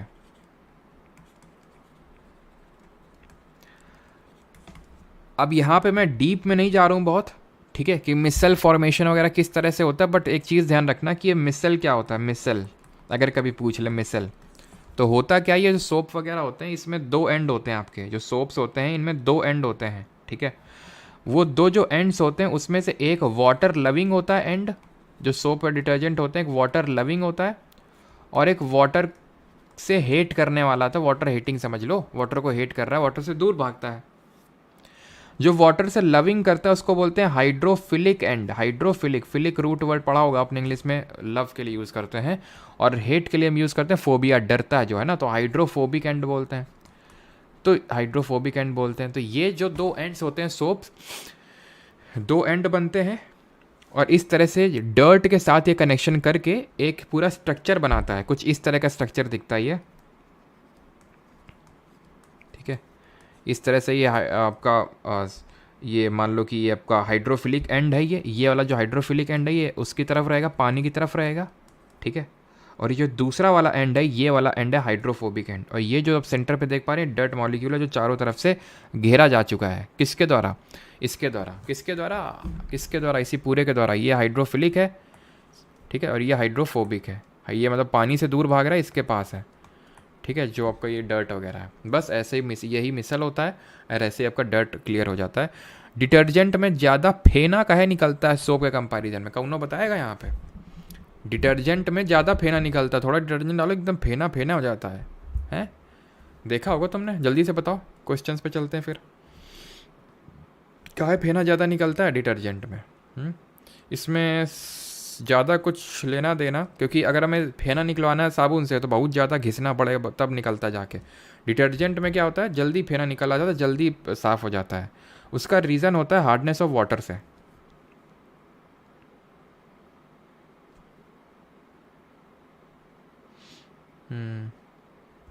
बिलेटेड हैप्पी बर्थडे, अरे धन्यवाद भाई, हैप्पी बर्थडे हो गया, ठीक है। तो इसका लेना देना होता है हार्डनेस ऑफ वाटर से, ठीक है। ये क्वेश्चन करो तब तक, पहला वाला, ये वाला। हार्डनेस ऑफ वाटर क्या होता है? तो और हार्ड वाटर सॉफ्ट वाटर क्या होता है? तो हार्ड वाटर वो वाटर होता है जिसमें आपको बहुत ज़्यादा मैग्नीशियम और कैल्शियम के सॉल्ट देखने को मिलते हैं उस वाटर में, उसको हार्ड वाटर बोलते हैं।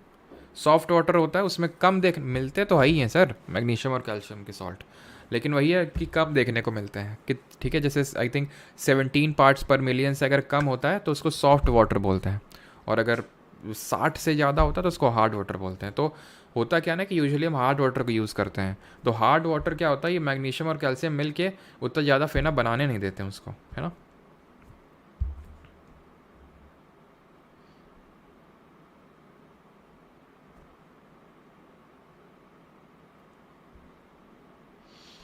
बेटा ऑन बोर्डिंग जॉब्स ये तुमको हम अलग से बताएंगे, ठीक है। Which unsaturated aliphatic hydrocarbon composed of 20 carbon atom is used to make candle and paraffin wax with solar energy storage capacity? 20 carbon है, दिमाग लगाइए। ऑक्टेन 8 होते हैं, नॉनेन 9 होते हैं। दो ऑप्शन को तो ऐसे एलिमिनेट कर सकते हैं। आंसर इसका होगा इसका होगा ईओ, ईओ क्या है, आइकोसेन, आइकोसेन होगा। ऑप्शन नंबर बी आंसर होगा इसका। Question number 2, which synthetic aromatic compounds inhibits the chemical breakdown of food that occurs in the presence of oxygen, commonly used in food such as crackers, microwave popcorn, butter, chicken nuggets? किसका use करते हैं यहाँ पे?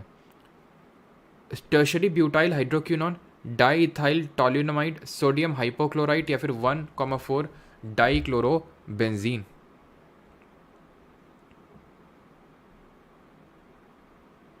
हाँ, और spam मत करो, है ना, नहीं तो फिर तुमको बताते हैं अभी हम कि और डाउट नहीं आता है, ठीक है। तो चलो इसका सही आंसर क्या होगा? इसका आंसर होगा टर्शरी ब्यूटाइल हाइड्रोक्विनोन का यूज़ करते हैं यहाँ पे हम, ठीक है। ये पॉपकॉर्न वगैरह, माइक्रोवेव पॉपकॉर्न वगैरह में, बटर चिकन में। तो ऑप्शन नंबर ए आंसर होगा। अगला हमारा ये थोड़ा सा फैक्चुअल टाइप है, आपको रटना पड़ेगा क्योंकि एज सच इसमें कोई कॉन्सेप्ट इन्वॉल्व नहीं है। Tribromomethane, sorry tribromomethane is a synonym for which among the following brominated organic solvent? Relate करो ट्राईक्लोरोमिथेन से, ट्राईक्लोरोमीथेन से। ट्राईक्लोरोमीथेन क्या था? क्लोरोफॉर्म था, तो ये ब्रोमोफॉर्म हो जाएगा। था कि नहीं था? CHCl3 क्लोरोफॉर्म था, तो CHBr3 ब्रोमोफॉर्म हो जाएगा। Question number 4, methyl ethyl ketone is also known as, draw करो, थोड़ा सा दिमाग लगाओ। मिथाइल इथाइल कीटोन,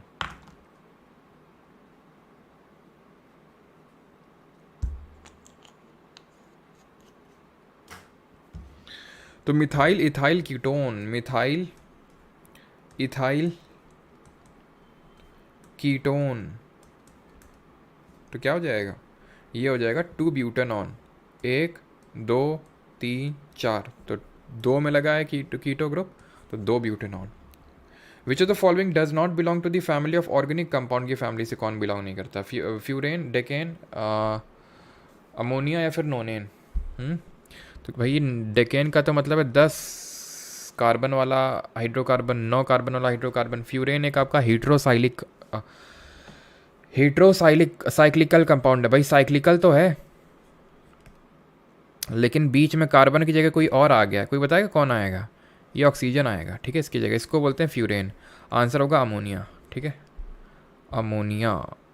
ये आपकी ऑर्गेनिक कंपाउंड की फैमिली से बिलोंग नहीं करेगा, ठीक।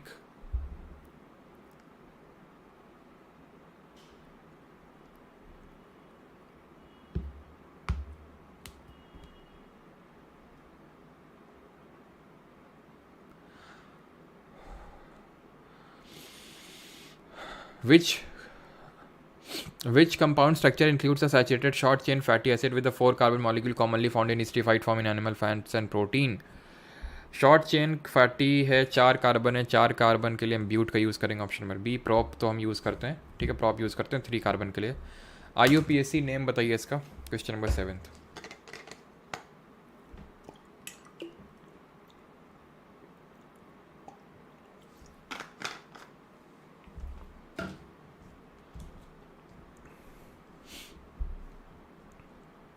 अब खुद ही सोचो, यहाँ पे एक में मिथाइल को अटैच कर रखा है, मिथाइल ग्रुप तो ये है ना, एक में मिथाइल को अटैच कर रखा है, ठीक है, तो 3 पे ही तो आएगा इथाइल, ये आपका प्रोपाइल ग्रुप जिसमें 1, 2 और 3 कार्बन है, तो 3 पे बैठा होगा, 1 मिथाइल और 3 propyl, option number C. What is the chemical formula for aldehyde group? Aldehyde group CHO, ये क्या है? एल्कोहल ग्रुप है ये क्या है? ओइक एसिड, ठीक है, एसिडिक ग्रुप है ये। Question number 9, which of the following is a primary arylamine in which an amino functional group is substituted for one of the benzene hydrogens? pyridine, anilidine, toluidine या फिर क्यूनोनिन? तो क्या answer होगा यहाँ पे?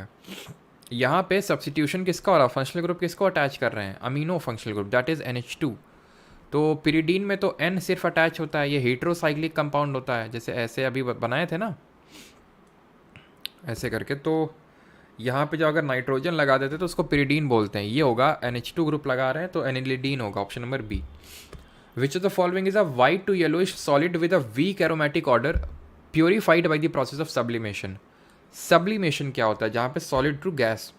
और जब ये हमने देखा था तो एंथ्रासीन का एग्जाम्पल मैंने दिया था, जब हम देख रहे थे कि किस तरह डिफरेंट मिक्सचर्स को सेपरेट किया जाता है, तो वहाँ पे जब मैंने सब्लिमेशन पढ़ाया था तो एंथ्रासीन का एग्जाम्पल दिया था, अमोनियम क्लोराइड का एग्जाम्पल दिया था, कैम्फर का एग्जाम्पल दिया था, है ना, नैप्थलीन का एग्जाम्पल दिया था। What is the systematic name of a colourless gas with a faint ethereal odour called acetylene, widely use for welding? तो वेल्डिंग के लिए किसका यूज़ करते हैं? इथाइन का यूज़ करते हैं, है ना, एसिटिलीन का, जिसको हम बोलते हैं। क्योइट, buckminster, fullerene, graphene are related to which of the following element? Answer would be carbon. Which potassium acid salt is obtained as a byproduct of alcohol manufactured during the fermentation process? तो मैंने आपको बताया था कि जब हम ये बनाते हैं अल्कोहल तो कैसे बनाते हैं, वो हम जब मोलासेस लेते हैं उसका फर्मेंटेशन करवाते हैं, यानी एनारोबिक रेस्पिरेशन, तो हमें अल्कोहल मिल जाता है। तो उसमें कौन सा पोटेशियम का ये निकलता है? तो पोटेशियम सिट्रेट निकलता है, ऑप्शन नंबर ए यहाँ पे सही आंसर होगा, potassium citrate. Lactitol is derive from the hydrogenation of, lactitol को किसके हाइड्रोजनेशन से डिराइव करते हैं? ऑप्शन है आपके माल्टोस, ये कहाँ पे शुगर मिलती है आपको? सीरियल्स में, अनाज की, है ना, और माल्टेस जो है इसको कन्वर्ट करता है, ठीक है, माल्टोस को सिंपल शुगर में। लैक्टिक एसिड इसका सही आंसर नहीं होगा। लैक्टिक एसिड किस में देखने को मिलता है? कर्ड में देखने को मिलता है, दही वगैरह में। लैक्टोस इसका सही आंसर होगा, जो कि एक शुगर है जो कि आपको मिल्क में देखने को मिलती है, ठीक है। Which of the following is a straight chain alkane containing 12 carbon atoms that are used as a major component in kerosene and some jet fuel research and also in the rubber and paper processing industry? तो किसका use करते हैं? 12 carbon atom है। ये इकोसेन अभी देखे थे 20 carbon atom होते हैं इसमें, होते हैं कि नहीं होते हैं, ठीक है। आंसर होगा इसका डोडेकेन। डोडेकेन, डेकेन का मतलब है 10 और दो और ऐड कर दो, 2 और ऐड कर दो, कितने हो जाएंगे? 12 carbon atom. D, which organic chemical compound is reacted with nitrous acid at इतने kelvin to prepare benzene diazonium chloride? किसका यूज़ करते हैं हम? हाइड्राजीन का, टोलुइन का, एनिलीन का, या फिर पिरीडीन का, तो किस ऑर्गेनिक मटेरियल का हम यूज़ करेंगे? तो यहाँ पे नाइट्रस एसिड यूज़ कर रहे हैं और बेंजीन डाइअज़ोनियम क्लोराइड बना रहे हैं, तो टॉल्वीन तो ना होने का, क्योंकि इसका जो फंक्शनल ग्रुप होता है वो मिथेन होता है, ठीक है, मतलब मिथाइल ग्रुप होता है, CH3 अटैच्ड होता है, ठीक है। एनिलीन और पिरीडीन में होगा एनिलीन, ठीक है, NH2 ग्रुप होता है ना इसमें।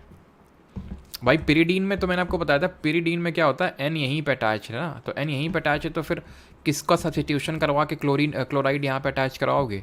ये होगा एनिलीन, ठीक है, एनिलीन होगा, जिसमें कि क्या हम देखते हैं, जिसमें कि NH2 ग्रुप देखने को मिलता है। तो यहाँ पे एक हाइड्रोजन को आप एक क्लोरीन से रिप्लेस करवा पाओगे, तो option number C. In which dialdehyde are two formyl groups attach to adjacent carbon centres on benzene rings to form fluorescent conjugation products with primary amines। तो थैलाल्डिहाइड, एसिटाल्डिहाइड, वैलिडाल्डिहाइड या फिर आइसोब्यूटाइल अल्डिहाइड, तो कौन सा आपका डाइअल्डिहाइड होगा ये? तो सही आंसर यहाँ पे होगा option number phthalaldehyde, acetal, the two formyl groups attach benzene ring है, फ्लोरेसेंट कंजंगेशन प्राइमरी अमीन्स है। अच्छा अमीन है यहाँ पे, तो फिर एसिटाल तो होगा नहीं, ये होगा आपका ये वाला, ठीक है, थैलाल्डिहाइड होना चाहिए इसमें, ऑप्शन नंबर ए, ठीक है। इसको एक बार मैं नहीं तो कंफर्म कर दूंगा, मेरे हिसाब से इसमें यही होना चाहिए, थैलाल्डिहाइड। थोड़ा सा टफ क्वेश्चन तो यार मानूंगा, ये टफ क्वेश्चन, और ये 9th-10th लेवल का नहीं है, 11th-12th लेवल के क्वेश्चन हैं, ठीक है। लेकिन वही आप एक मतलब वही 2-3 क्वेश्चन के पीछे या फिर एक क्वेश्चन, तो आपकी शिफ्ट में तो मैक्सिमम एक ही क्वेश्चन आएगा, ठीक है, और वो भी इक्का दुक्का शिफ्ट में आते हैं क्वेश्चन, तो उसके पीछे आप पूरा 11th-12th का केमिस्ट्री नहीं घोट के पियोगे, ठीक है। Heating ethanol with excess concentrated H2SO4, ये हम कर चुके हैं, आंसर क्या होगा, इन एल्कीन बनेगी, है ना। विच ऑफ द फॉलोइंग, और हमने देखा था कि एथेनॉल की रिएक्शन अगर हम किसके साथ करवा रहे थे तो हाइड्रोजन गैस निकल रही थी, एक हम बेस के साथ रिएक्शन करवा रहे थे। विच of the following is a valid bond in alkenes that connects carbon atoms. Alkene में होते हैं डबल बॉन्ड, ट्रिपल बॉन्ड होते हैं आपके एल्काइन में। Trichloromethane is a better known as, तो ट्राईक्लोरोमीथेन को हम किस नाम से जानते हैं, क्लोरोफॉर्म के नाम से जानते हैं। इसकी रिएक्शन जब O2 के साथ करवाएंगे तो क्या निकलेगा भाई, ये क्या है आपका, एक तरह का अल्कोहल है, इसको कंबशन करवा रहे हैं, तो भाई किसी का भी कंबशन करवाएंगे, ठीक है, कार्बन कंपाउंड का CO2 H2O और हीट और लाइट निकलेगी, ठीक है, देखा था हम लोगों ने। Dash is a naturally occurring organic compound with the formula this. अब ये फॉर्मूला है तो खुद ही सोचिए, यहाँ पे सर दो आपकी एक तो बेंजीन की रिंग्स लगेंगी, 2 बेंजीन की रिंग्स लगेंगी, ठीक है, और कुछ लोग जो छोड़ के जा रहे हैं, ठीक है, तो बैच है तो ठीक है चले जाइएगा, बैच नहीं है तो मत जाइएगा। रीज़न ये है कि इक्का दुक्का भी नई चीज़ें मिलेंगी, ठीक है, तो इसलिए मैं बोल रहा हूँ, बैच वाले तो कर लेंगे, फिर अगर आप बैच में नहीं है तो फिर दिक्कत हो जाएगी। और परमार कोड, अगर जो लोग बैच में नहीं है तो परमार कोड आज तक के लिए वैलिड है, आज रात तक के लिए, चाहे तो आप यूज़ कर सकते हैं। ये है आपका, ठीक है, तो यानी कि ओन ग्रुप तो होगा, ठीक है, और ये होगा आपका बेंजोनोफिनोन होगा, बेंजोनोफिनोन तो हो गया आपका, ये एक फिनाइल ग्रुप हो गया, बेंजीन, ठीक है, और ओन, तो ये बेंजोफिनोन होगा, option number D. Which element was arbitrarily assigned a value of 4.0 और 4.0 in the halogen section in 1922 by Linus Pauling. तो मैंने पिछले लेक्चर में आपको इलेक्ट्रोनेगेटिविटी का आई थिंक पिछले जो हम लोगों ने पीरियोडिक टेबल वाला चैप्टर देखा, तो इलेक्ट्रोनेगेटिविटी का कॉन्सेप्ट बताया था। इलेक्ट्रोनेगेटिविटी का कॉन्सेप्ट सबसे पहले इन्होंने दिया था, लाइनस पॉलिंग, इन्होंने नहीं बताया था कि फ्लोरीन की इलेक्ट्रोनेगेटिविटी सबसे ज़्यादा होती है, ऑप्शन नंबर ए 4.0 होती है। अच्छा, किसकी इलेक्ट्रॉन गेन एंथैल्पी सबसे ज़्यादा होती है? दिमाग का दही बन रहा है, चलो कोई नहीं, थोड़ा सा टाइम आउट कर देते हैं, थोड़ा आधे घंटे घूम के आओ बाहर, दिमाग का दही बन गया ना, दही का फिर से दिमाग बना के आओ, जाओ। 1,3, डाई मिथाइल। अब मुझे पता है भाई चीज़ें थोड़ी सी टफ हैं, लेकिन अब टफ हैं तभी तो आप यहाँ पे हैं ना, ठीक है। बाकी जो लोग आप IPL भी देख सकते थे इस समय, मैं भी IPL देख सकता था, ठीक है, आप भी इस समय IPL आराम से देख रहे होंगे बैठ के। दिमाग का दही तो उनका हो रहा है, एक्चुअल में उनका दिमाग खोखला हो रहा है। दही हो रहा है तो अच्छी बात है, दही तो अच्छी चीज़ है, दिमाग का दही हो रहा है, इस दही से कुछ ना कुछ अच्छा बन के निकलेगा, ठीक है। इस दही से आप बटर भी बना सकते हैं, उससे आप घी भी बना सकते हैं आगे जाके, ठीक है। दही हो रहा है तो बस दही की थोड़ा चर्निंग करनी है, रिविजन करना है, फिर आप देखिएगा। जो IPL देख रहे हैं खोखला तो उनका हो रहा है ना। और सॉरी मैंने आपको टाइम आउट कर दिया, नहीं करना चाहिए था मुझे। 1,3 di methyl benzene is also known as BHC, m xylene, toluene या फिर टेरिलीन। तो टॉल्यून क्या होता है आपका, टॉलिन होता है, एक आपका मिथाइल ग्रुप अटैच्ड होता है, थोड़ा सा मैंने आवेश में आगे कर दिया। एम जाइलिन होता है आपका, एम जाइलिन, जिसमें पहले और तीसरे, मैं आपको इसका स्ट्रक्चर ड्रॉ करके दिखा देता हूँ, ठीक है। यहाँ पे एक मिथाइल ग्रुप अटैच होगा और यहाँ पे पहली और तीसरी पोजीशन पे। 26 30 ही क्वेश्चन करेंगे, ज़्यादा डरिएगा नहीं, ठीक है। 30 ही क्वेश्चन करेंगे बस, चार क्वेश्चन, 4-5 और करना है, ठीक है।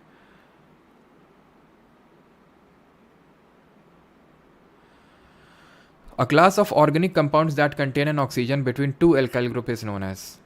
दो एल्काइल ग्रुप के बीच में अगर ऑक्सीजन है तो क्या बोलते हैं? ईथर बोलते हैं। एल्कोहल तो OH होता है, अल्डिहाइड CHO होता है, कीटोन होता है COO, ठीक। 27 which of the following organic compound is synonymous with olefiant gas which is use to make anaesthetics, refrigerant and other chemical. ये वही गैस है जिसको हम वेल्डिंग ऑफ मेटल्स के लिए यूज़ करते हैं, बताइए, बताओ। हम ये कर लेते हैं, वो टीम बना लेंगे। बिल्कुल सही अर्नब, हाँ अर्नब ने सही बोला कि हम लोग ये कर लेते हैं, वो लोग टीम बना लेंगे अपना। तो आंसर क्या होगा आपका? आंसर होगा इथाइलिन, ऑप्शन नंबर, सॉरी वो गैस जो कि आपका ये फ्रूट की राइपनिंग में यूज़ की जाती है, ऑप्शन नंबर ए इथाइलिन, ठीक है। 28 dry ice, ammonium chloride, naphthalene balls and camphor, all these compound are an example of, these are example of what? Sublimable compound, जो सबलाइम होते हैं, दैट इज सॉलिड से gas में convert हो जाते हैं। 29 pectin which is responsible for the firmness. अब यहाँ पे अगर नए नए क्वेश्चन आ रहे हैं, ठीक है, तो कुछ आपको रट्टा मारना पड़ेगा, इसी वजह से हम करवा रहे हैं। चाहते तो हम ये ना करवाते, या फिर वही सिर्फ सेलेक्ट करके यहाँ पे ले आते जो हमने सिर्फ पढ़े हैं। ये करने का पर्पस यही होता है कि जो पढ़ा है उसको इम्प्लीमेंट कर सकें, और क्या PYQs में ऐसी नई चीज़ें आई हैं जिनको हम ऐड कर सकते हैं, ठीक है। तो इसको करने का यही पर्पस होता है। तो सही आंसर होगा यहाँ पे गैलिक ट्यूरोनिक एसिड। अब ये मेन बात ये कि अगर ये क्वेश्चन रिपीट हो जाए देन आपको आंसर पता होना चाहिए, ठीक है, क्योंकि पूरी आप 11th-12th की केमिस्ट्री, ठीक है, पढ़ नहीं सकते हैं। पढ़ना है तो आप पढ़ सकते हैं, ठीक है, अलग से मैं नहीं होगा तो पढ़ा भी दूंगा, लेकिन मेन दिक्कत ये है कि आप रिटेन कितना कर पाएंगे, ठीक है। चलिए, what is the colour of the flame when unsaturated hydrocarbon burn. तो जब अनसंतृप्त जलते हैं तो किस तरह की फ्लेम निकलती है? तो जब सैचुरेटेड जब जलते हैं तो कैसी फ्लेम निकलती है, और अनसंतृप्त अनसैचुरेटेड जलते हैं तो कैसे निकलती है? तो सैचुरेटेड में क्लियर ब्लू फ्लेम निकलती है, क्लियर ब्लू फ्लेम, और अनसैचुरेटेड में कैसे निकलती है? आपकी येलो सूटी फ्लेम निकलती है, ठीक है। चलिए बस एक क्वेश्चन और कर लेते हैं, 31, and that is butane two all. ये किस तरह का? तो ये आपका नया है जो मुझे आपको सिखाना था। ब्यूटेन टू ऑल ये किस तरह का अल्कोहल है? टर्शरी है, ग्लूटामिक सही है, ठीक है। टर्शरी है, कीटोन है, प्राइमरी है, फिर सेकेंडरी अल्कोहल है। तो ये primary alcohol, secondary, tertiary alcohol में होते क्या हैं? तो प्राइमरी अल्कोहल वो होते हैं, वो अल्कोहल होते हैं जहाँ पे अल्कोहल ग्रुप या जो ऑल ग्रुप है, जो OH ग्रुप है, वो उस कार्बन से अटैच है जिससे एक भी कार्बन अटैच्ड नहीं है। समझ रहे हैं आप? नहीं समझे? दिखाते हैं आपको। जैसे ये है आपका, ठीक है, यहाँ पे मैंने OH ग्रुप लगा दिया, यहाँ पे मैंने लगा दिया CH3, यहाँ लगा दिया CH3, यहाँ भी लगा दिया CH3। इस कार्बन से 3 कार्बन जुड़े हुए हैं, इसको बोलेंगे टर्शरी अल्कोहल। सेकेंडरी क्या होगा? जिससे OH लगा हुआ है उससे 2 कार्बन अटैच्ड हैं, ये एक हाइड्रोजन, वैलेंसी तो 4 फुलफिल करनी पड़ेगी, ठीक है। और यहाँ पे क्या है? यहाँ पे आपका 2 कार्बन, तो ये क्या हो गया? आपका सेकेंडरी अल्कोहल हो गया। प्राइमरी क्या होगा? प्राइमरी वो होगा जहाँ पे मात्र एक ही कार्बन अटैच्ड है, ठीक है। ये हो जाएगा आपका प्राइमरी, जहाँ पे सिर्फ एक ही कार्बन अटैच्ड है। वो कार्बन तो CH3 मैंने ऐड कर दिया, आप कुछ भी ऐड कर सकते हैं, उसको बोलेंगे प्राइमरी अल्कोहल। तो ब्यूटेन टू ऑल है। ब्यूटेन का मतलब क्या हो गया? C, पहले तो इस तरह से देखो, C इस तरह से फॉर्मूला लिखा जाता है कि ब्यूटेन है तो मतलब 4 कार्बन हो गए, ठीक है, 4 लाइन से लगा दिए। दूसरे नंबर पे अल्कोहल ग्रुप लगा हुआ है, यहाँ पे OH लगा दिया। अब जिससे OH ग्रुप लगा हुआ उससे कितने कार्बन अटैच हैं? 2 कार्बन अटैच हैं, तो सेकेंडरी अल्कोहल हो गया, ऑप्शन नंबर डी, खत्म, ठीक है। चलो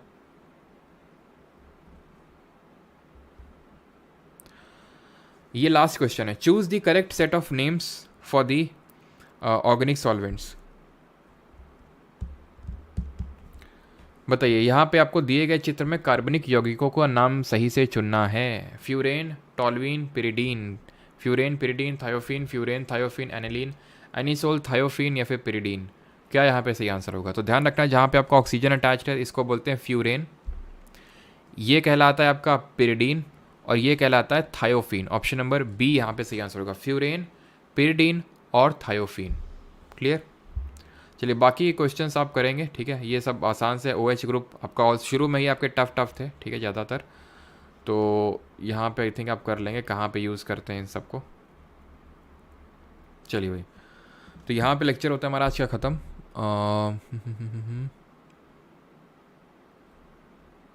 क्या चीज़?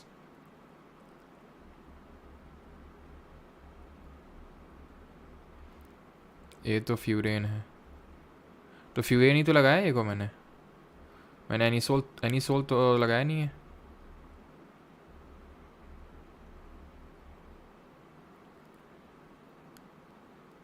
चलो, ऑफ कब तक एप्लीकेबल रहेगा? आज ही तक के लिए है। परमार कोड आप यूज़ कर सकते हैं, परमार कोड से आपको यहाँ पे डिस्काउंट मिल जाएगा। कूपन ये है भी, ठीक है।